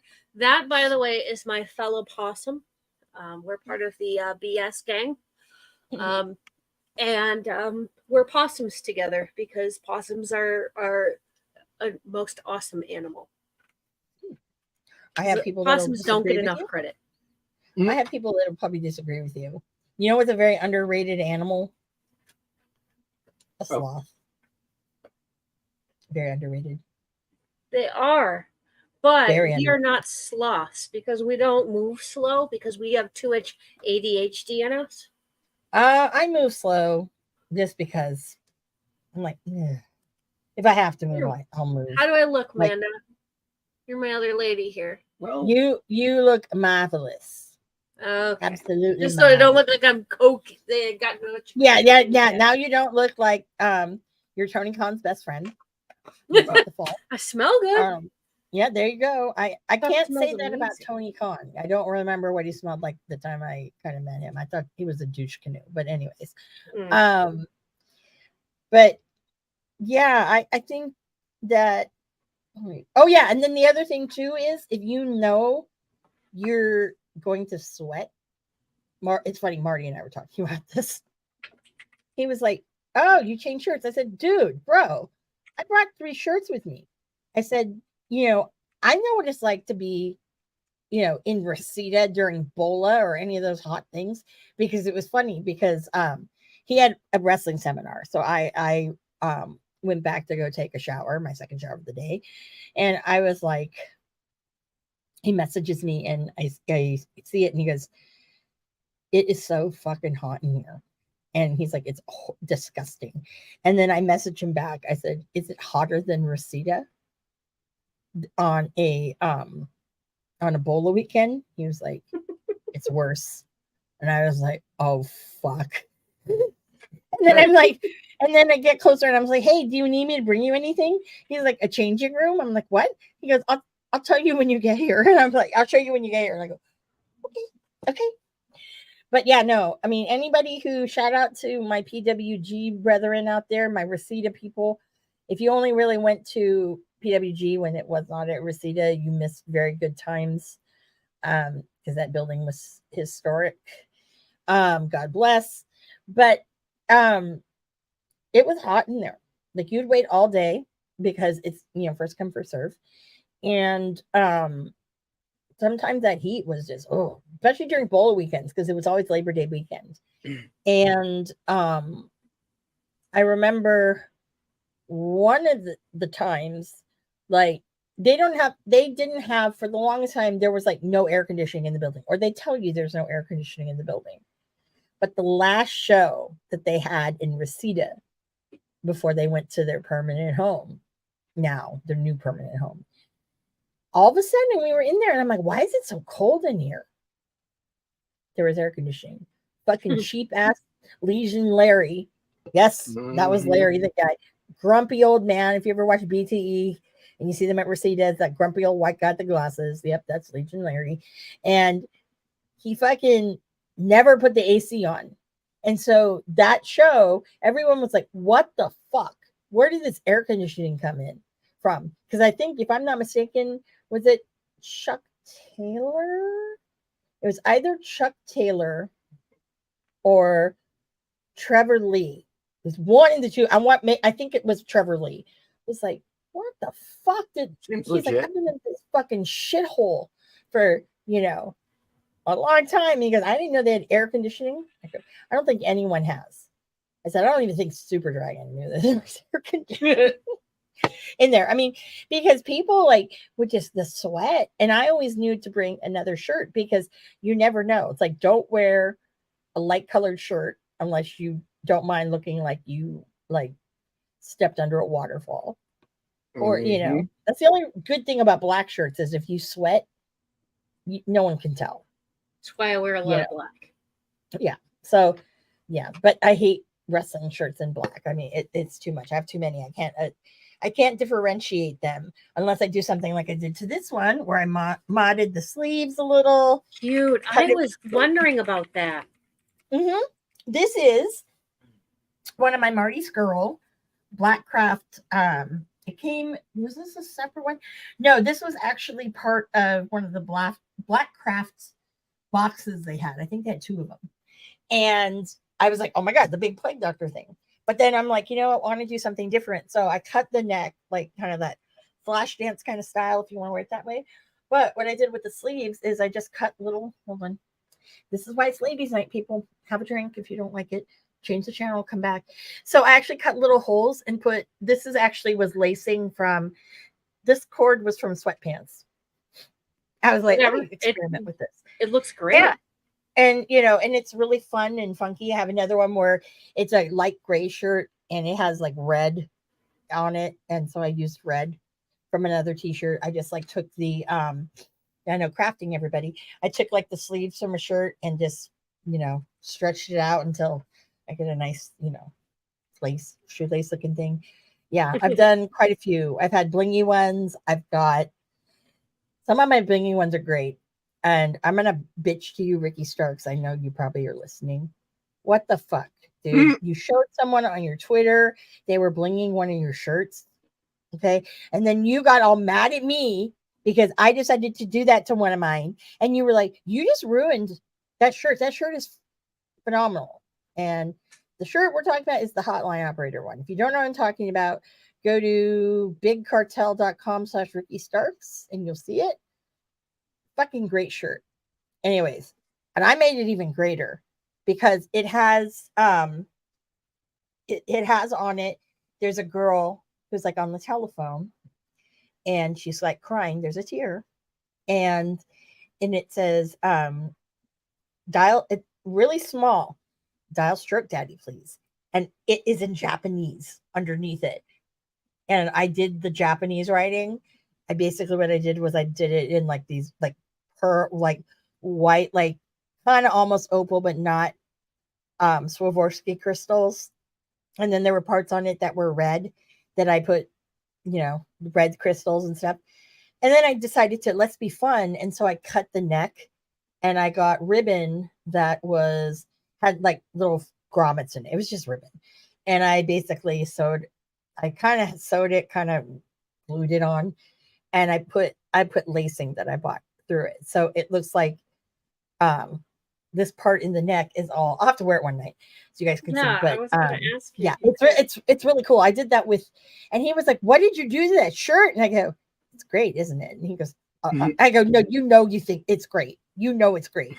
Don't be there. Don't be like that. You know it's great. It looks good." Yeah, and I did that with another Marty shirt. I've done that with a Colt Cabana shirt. I mean, I've done a lot of them. Like I've got, yeah, I love doing that. And I think actually I also did a Joey Janela one too, like that. I haven't done these in a while, but again, pre-pandemic, I haven't been able to go down to Los Angeles to the place I buy my stuff from. So yeah, I have black light reflective crystals, the whole thing. I haven't used those yet. Waiting for the right type of shirt. But yeah, I'm all about, with ladies, I'm all about making a unique version of a wrestling shirt. Like I've got, I need to buy my friend's wrestling shirt, give it to you to go ahead and do your thing to, and then send it back to her. Why don't you People, shout out you know who your friend is? Maybe I will, maybe I won't. I don't give out. I mean, I'm just throwing it No, out. I'll be surprised. And when you send it to me, I'm not going to tell people who it is. I'll just do it and send it back. And you will see. But no, I was doing that actually, and that's why when I started doing my shirts, like, Marty, and I'll pay, like, of course, pay you. That's only fair. But I'll tell you, Marty, that's when he asked me if I did, if I sewed, because he wanted me to make him like tights, and I'm like, I can learn. I mean, yeah, you know, I mean, it's tights. Yeah, it's not that hard. Yeah, I mean, they're trunks. I mean, he wears trunks, so how hard can that be? You know, not hard. I mean, I don't know, but if Colt Cabana can make his own fucking singlets, then God damn it, I should be able to make fucking tights. Because Marty said I like the design aesthetic and what's in your head. But if I knew how to sew, I would get in that game, because good gear, and that, I guess, as a woman, that's one of my pet peeves. Sewing again. I made my very own Cinderella dress with like literally like 8 to 10 feet of tulle in it, and wow, a bodice that was boned and everything. Yeah, I mean, it can be done, you know, and you can give yourself a crash course. And when you give yourself that crash course, like I did, you're like, everything's smooth sailing from here. So, yep, you know, it was it was just kind of, you know, we touched on it a little bit. Touched on what, honey? I'm sorry. On the loss of Mr. Rotunda. And I'm going to kind of throw it a little bit back into category. I noticed, you know, we're old enough all here to know we've seen a lot of loss of people in the business. But something I noticed that was a little different when it came to Wyndham was cross company. Like everybody had some form of tribute, cross performers from different companies. You had people flown in who were injured. You have people who are not under contract at the shows. You know, it was a lot more of a, because I hate these people like, well, you know, this guy's overrated, but then the moment something happens to him, then they're all like, oh, I hate that. But this was very different. Like everybody had a lot of respect for Terry Funk, which is great. He's an amazing guy, real pioneer to the business. I was still shocked when he died. Yeah. Sorry. Thought he was going to outlive us I know all. he was old, but it was just like, I told one of my friends, I'm like, I know he's old, but it doesn't seem real. Yeah. But like with Wyndham, it was just. Wyndham was more like oh shit. Everybody out there and their brother, like he was getting put over by everyone for just being such a great guy. I mean, am I just out of my mind, or did you guys notice this too? I had my friends all talking about how much of a nice guy he was. Everybody I knew who has worked with him or interacted with him in some way or another talked about how kind and nice he was. and that it was a very sad day. His tragic loss for wrestling, honestly, to see that his talent just leave. What's your thoughts on this, Amanda? You know, it was very this year in particular, because there's been so many wrestler deaths. Mm. I mean, well, in the last year or so, like Jay Briscoe. I mean, you saw some, not as much, but you saw some outpouring of things. And I really think now that because since a lot of these superstars, whether it be someone who was like a legend or whatnot, a lot of them have done some kind of cross promotion somewhere. You're bound to see a lot of people saying some, it going across the different brands, especially if you're like, for example, there are a lot of people who worked at AEW who were at WWE or vice versa, or if they happen to all, I don't know if he would lived in Orlando, like everybody pretty much does, like, that they would, go to the groceries, see him at Wawa, and things like that. So I think that, when you see that, it's more common now. It's not like, oh my God, like, no, like this is like, let me get someone, like, to totally think of someone. Okay. Like if it was like back in the day, say it was, God, I'm trying to think of one that would be appropriate. I don't know. Say if Marty Jannetty passes. Okay. Do you think you're going to get a lot of, well, first of all, WWE would be very interesting to see. What would happen? The next person, I think, of anybody who would be like probably very shaken and upset about it would be Joey Janela. Yeah. And and then it would be very interesting. But then again, because that would cross into a lot of different people who obviously people he used to work with, some who've, kind of in the, last couple of years have like been around and things like that. So it would be very, very interesting to see, because you're going to see that. And I think it's because of that. And because really in the last, like what, maybe 7, 8, 9 years, maybe, you've had a lot more of those like wrestling conventions that you didn't have before. Like you had StarCast, which I think is a sham. I'm not going there with that one. That one's a big rager right there. Anyways, yeah, we're not that can of worms. But when you have like StarCast and you have these ones, like what was it? The one that was 2 weeks ago in like, was it New Jersey or somewhere? Where they had almost like every walk of life, ex WWE people, current AEW people, all sorts of different wrestlers, things like that. I mean, maybe David Arquette was there. I mean, but when you get those, you're getting more people that, are getting to meet these guys. And, as far as like workers go, and, and you might bond with someone and all of a sudden you're like, holy shit, they're dead. I just like, got blackout drunk with Marty Jannetty. Holy shit. Right. And then just stuff like that. I mean, so you get a lot more of that now than you did before, because it used to be like, okay, if let's say let's say Piper died, in those WWF days, right? Any other promotion that might have been out there, he could have been friends with all sorts of people. They're not going to do anything because the McMahons don't want you to do that. That's their guy. Even though, you had a life before. Yeah. But now it's a little bit more open. So. Yeah. Okay. That's fair. Well, I mean, you can take that into consideration too, but I mean, I think it says a lot about somebody's death that even in his death, so many people in the wrestling industry were saying things. Yeah. But that also, we might need to look at like whether or not that's just us as human beings going, he died too soon. So everybody's in shock. I mean, that could be why.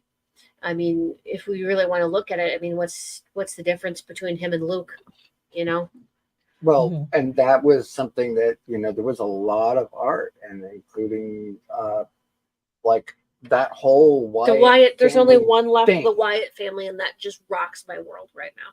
Yeah, I can't believe that. I cannot fathom that. I've loved Bray since I came out in the scene, the mainstream. But it was just like looking at it, because did the guy have an impact? An amazing impact on, being a good person, really, advocating for the fans. Very much so.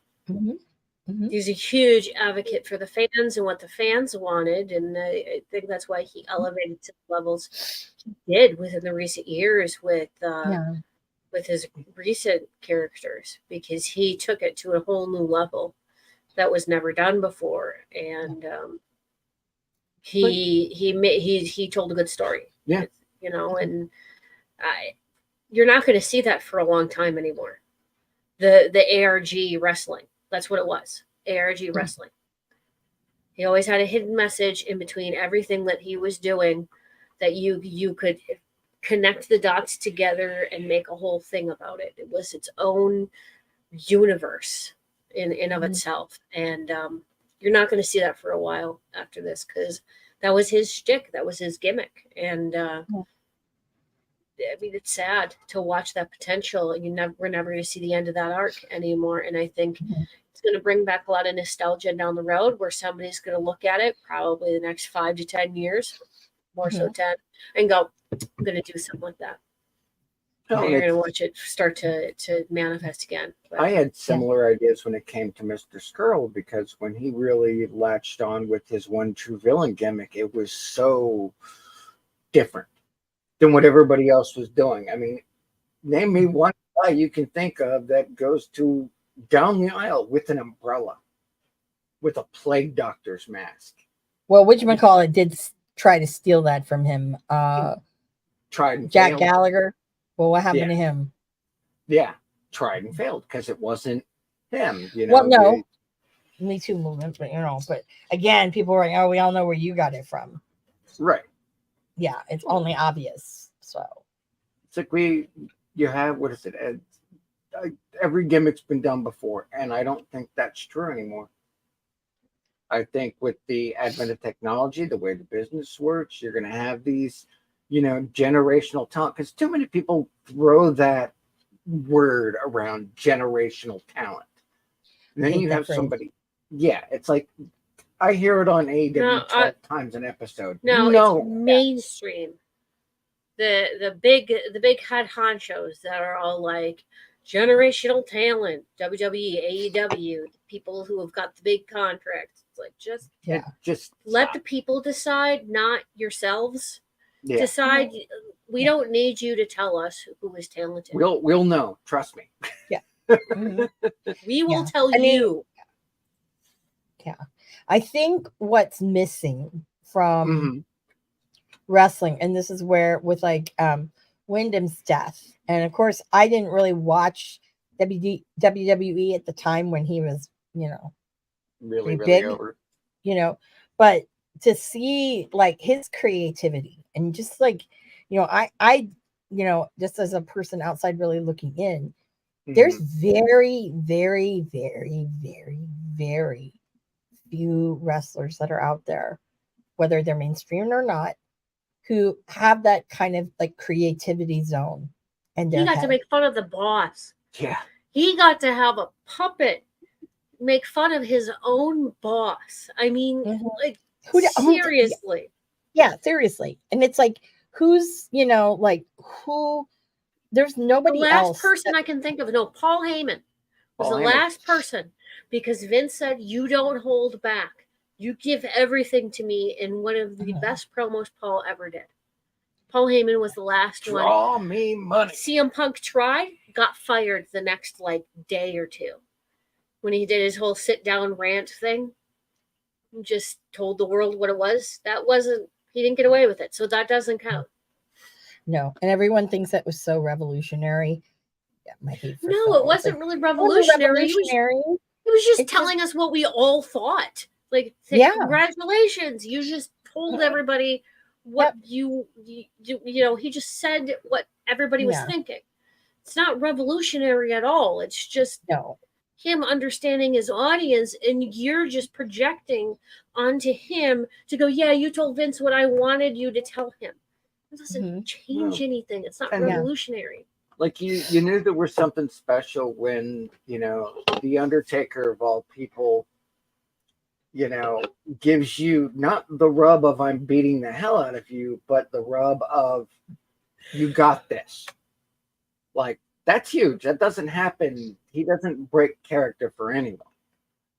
So, you know, it's a damn shame. You know, it's there's only so much we're going to be able to kind of deal with that anymore. And, you know, I hope that the people who were involved get to, you know, at least finish it off in his memory. Is it going to happen? We won't know. I don't think it will. I don't. I think his brother's in the company.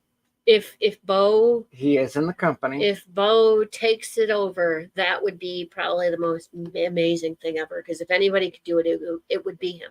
Oh, and it's possible. I mean, he knows this. You to watch him. He's not a bad talent. He's not bad on the mic.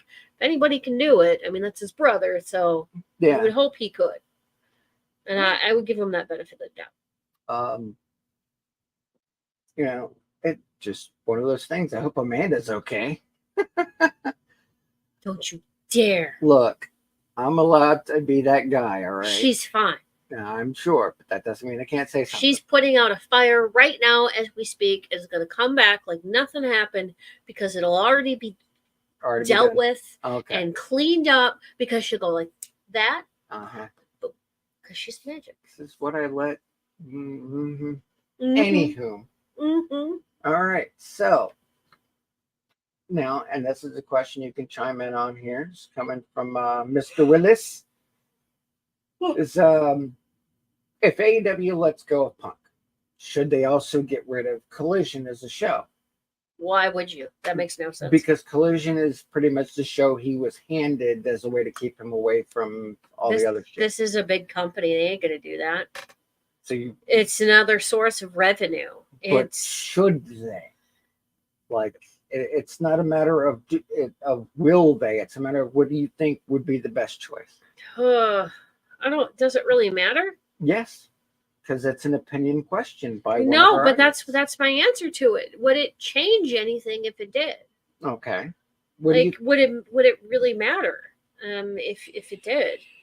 And I don't think it would change anything. You know, Collision. Yeah, I get that. Oh, thank you, producer lady. I was not aware of that. It's just been. Ooh. Yeah, I could see that. If they wanted to be Ring of Honor, I could see that.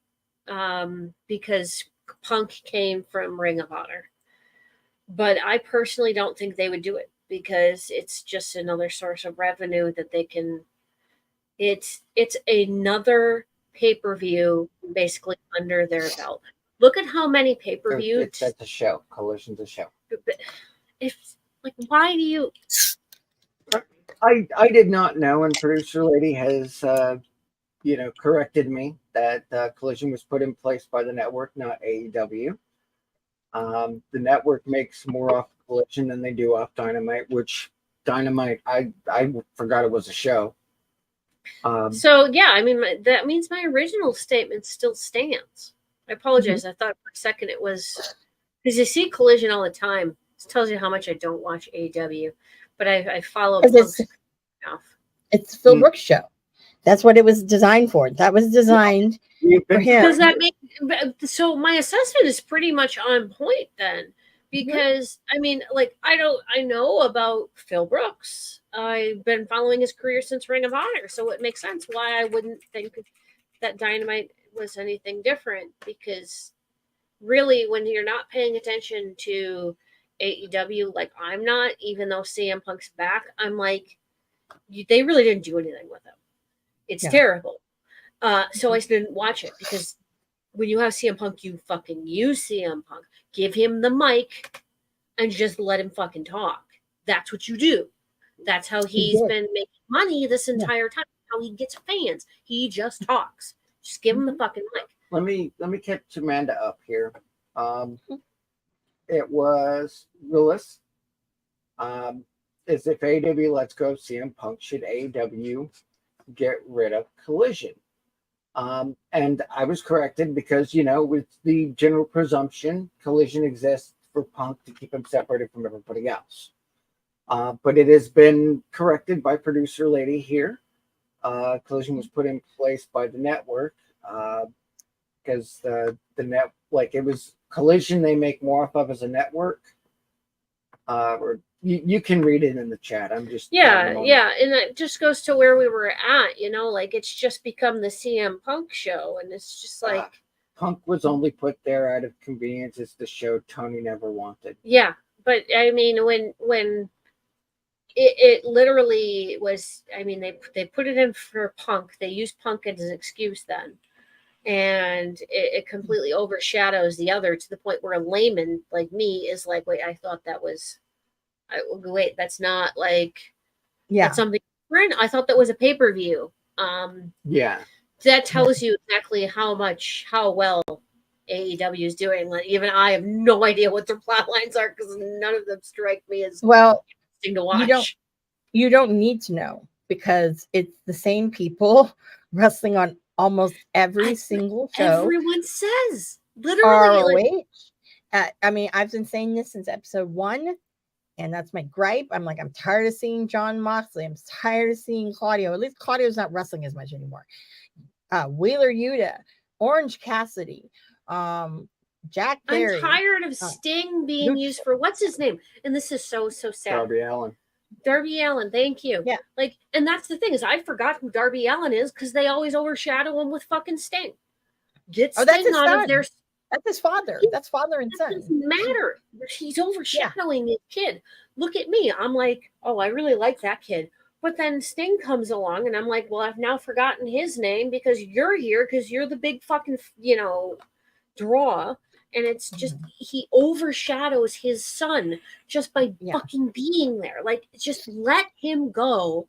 He's taken enough to do his own thing. He don't need you to be his fucking mouthpiece because he's bred from you. He has your genetics.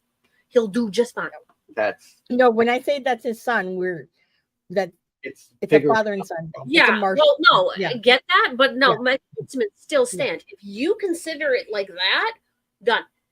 You should just let it go, regardless of even genetics wise. Like, when it comes to wrestling, if you say that person is like their son, good, then you should trust that.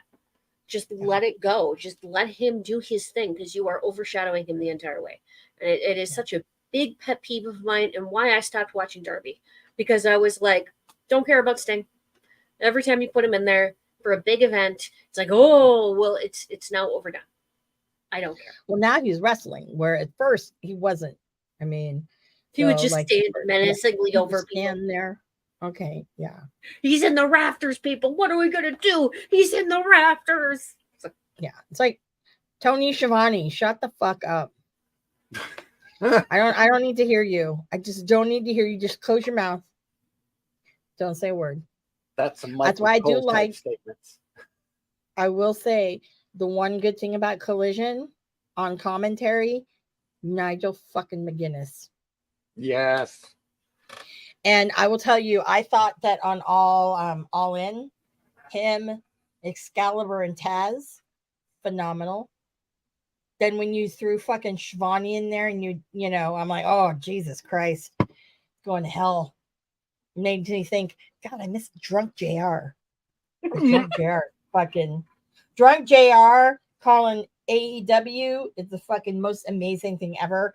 You can at me if you don't think so, but I think it's pretty fun. I believe you 110%. I think JR just makes every show better because he's so interesting. Oh, yeah. And when he really gets into his angry mode, his frustrated mode is... He's a performer. He does a great job. Yeah, and I think that's why they pulled him a little bit, because he's gotten sometimes too much. But you know what, Tony? Fuck off. You don't even fucking know, dude. You don't He's know. one of the most recognizable names in the entire business. So, Yep. you know. Yeah. I mean, you've got a lot to learn from when it comes to him, and such a better commentator than Lawler. Like, Yeah. Oh, can't stand him. Willis is like, JR, no, only when he is angry. Willis also likes the team of, and okay, Willis, did you hear the other day when it was Caprice Coleman and Kevin Kelly on Collision, I believe, and Willow Nightingale and her theme came out, and freaking Caprice, I wanted to shoot the TV. Caprice is like, I got this, Kevin Kelly. And he starts rapping, and I'm like, oh no, god damn it. Fucking Ian Riccaboni, why? Why do you guys start that kind of shit, dude? It's like not necessary. I'm like, Kevin Kelly, I'm pretty sure was like, what the fuck is Caprice doing? Yeah, no. I mean, I love Caprice, don't get me wrong, okay? But Ian Riccaboni took it way too far. And now it's spilling over into other. And I'm like, no, we can't have that. You got to pull it back a little. Pull it back a little. Pull it back. Calm it down a little bit. Turn it to a 2. He says, don't be hating on a brother. Wow. I'm hating. I'm hating. Bruv. I'm hating. Big time. You were just salty tonight. Jesus. I'm very salty. Oh my God. I've had so much salt built up. It's like, Jesus Christ. I'm like, I should own a salt factory. Pent up. You were pented up. I am like, you were here last week. You might say you were penta. No. That lucha life is not for me. It is not for me. But, I mean, hell, I've had a lot of like, wrestling's been very frustrating, and then I got to see one of my favorites this last weekend.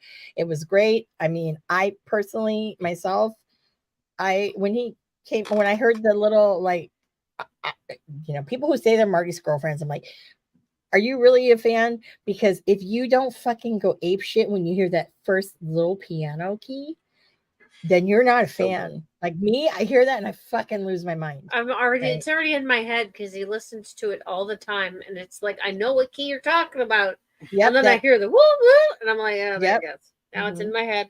Yeah, and I swear, when I was at NWA, when it was Hard Times, and Marty was there, and he came out, and I heard the one note. You can go back and look at it and listen to it. You hear me like the only person nobody knew, and people were looking at me like I was an asshole.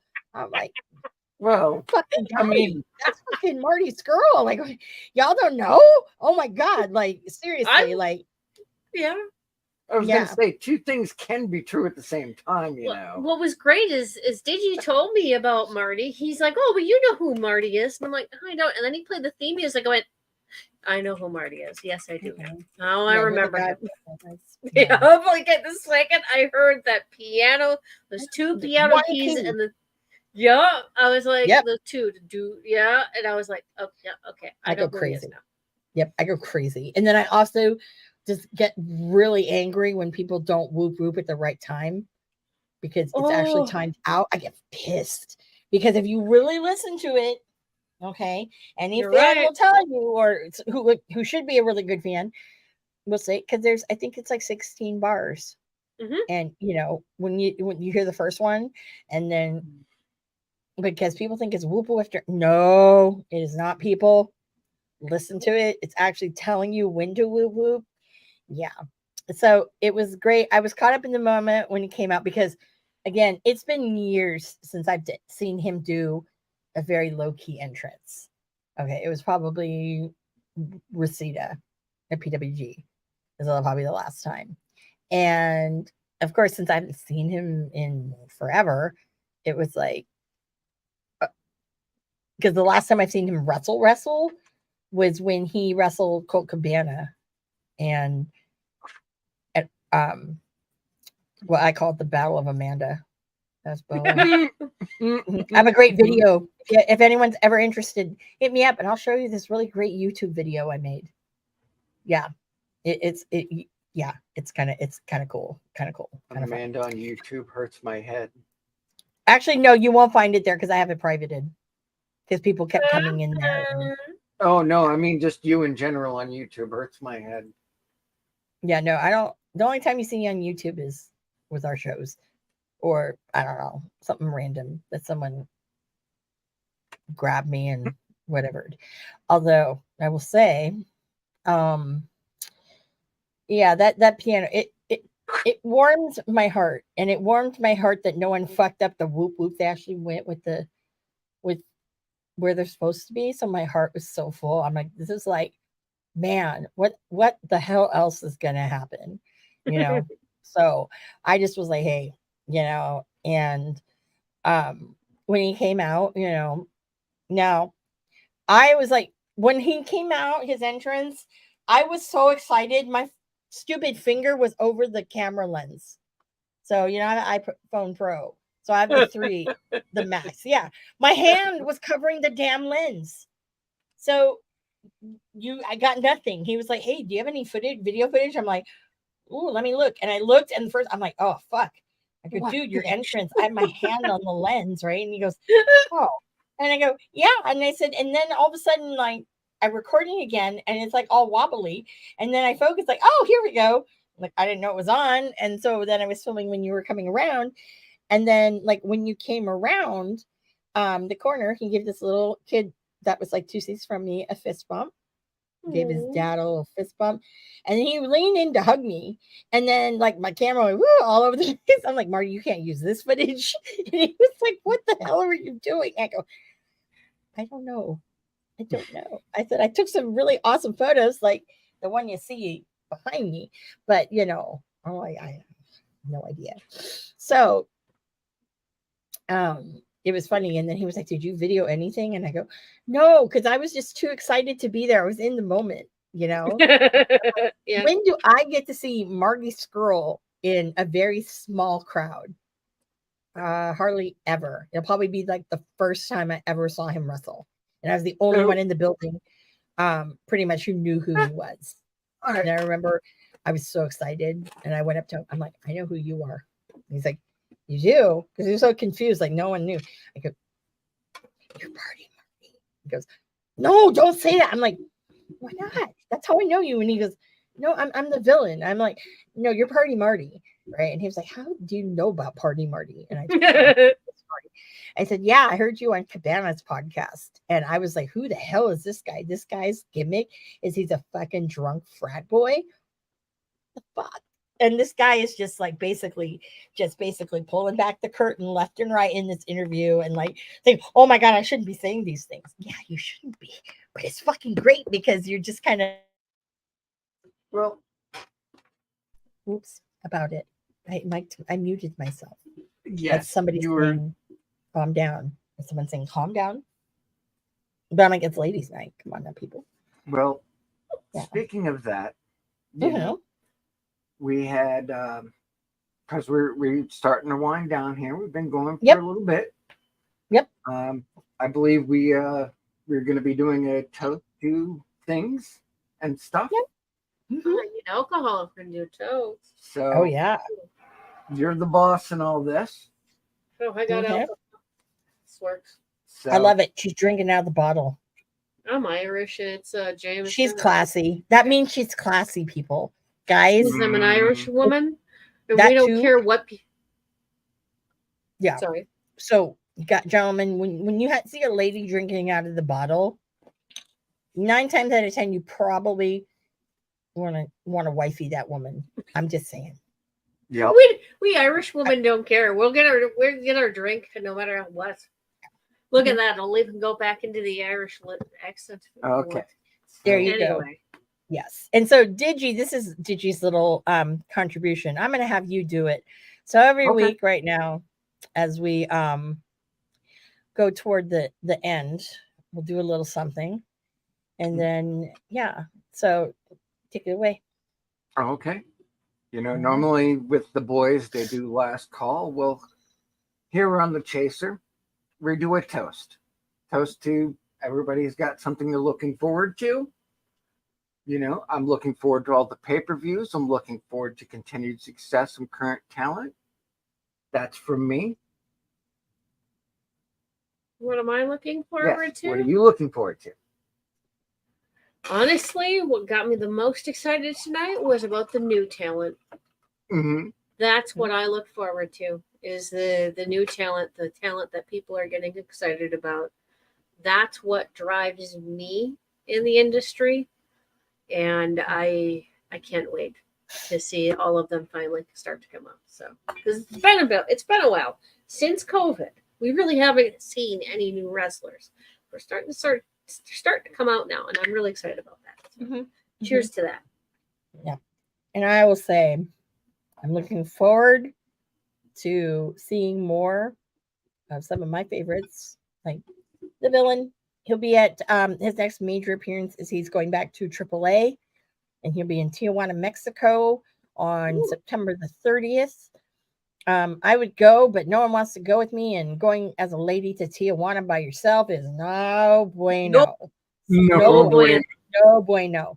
So I'm also looking forward to the demise of Phil Brooks, you know, because you did it to yourself. You have no one else to blame. And I'm looking forward to welcoming you next week to the dive bar of the IWC. We're wrestling on the rocks. I have my lovely ladies night cohort. Winter, where can we find you on social media if you want? I'm Mad Mod Squad on X, or what was formerly known as Twitter. If you ever want to get a hold of me, that's how you do it. Or you can go on Twitch to watch Medusa_rocks. I am her moderator. And I am there whenever she streams, which is mostly Wednesdays at 9 p.m. Eastern time. And then my co-host. You can find me here. Here. Anywhere else? Anywhere? Just here? No, I'm just a voice in the ether. You're just in the ether. Well, he's also a Mad Mod, so you can find him on Medusa as well, which he's actually got it on his screen there. I'm spooky. And his little thingy. The voice. Yeah. Yeah. So he's also Mad Mod Squad on Twitter for him as well. Pretty much the same spiel I just said. Oh yeah. What about you, Amanda? Where can we find you? Y'all can find me at Ms. Amanda Jane, Twitter. Oh no, I keep saying Twitter. No, it's X. It's X now, yeah. X. Yeah. I mean, it's weird. Like when people are like, what's I kind of like I'm it. like, I don't know. Elon Musk. But you know, all these like guys are kind of kooky anyway. So I'm there. I'm on Instagram.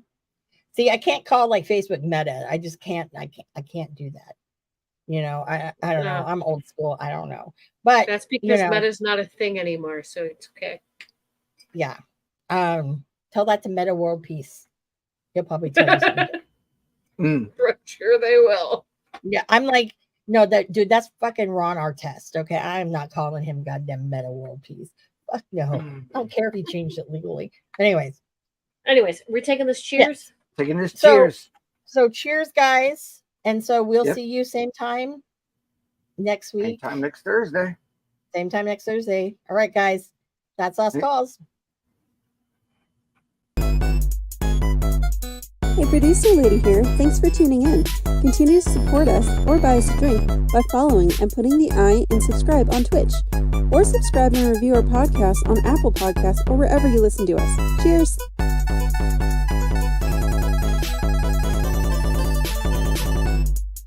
I would never have a drink with wrestling on the rocks.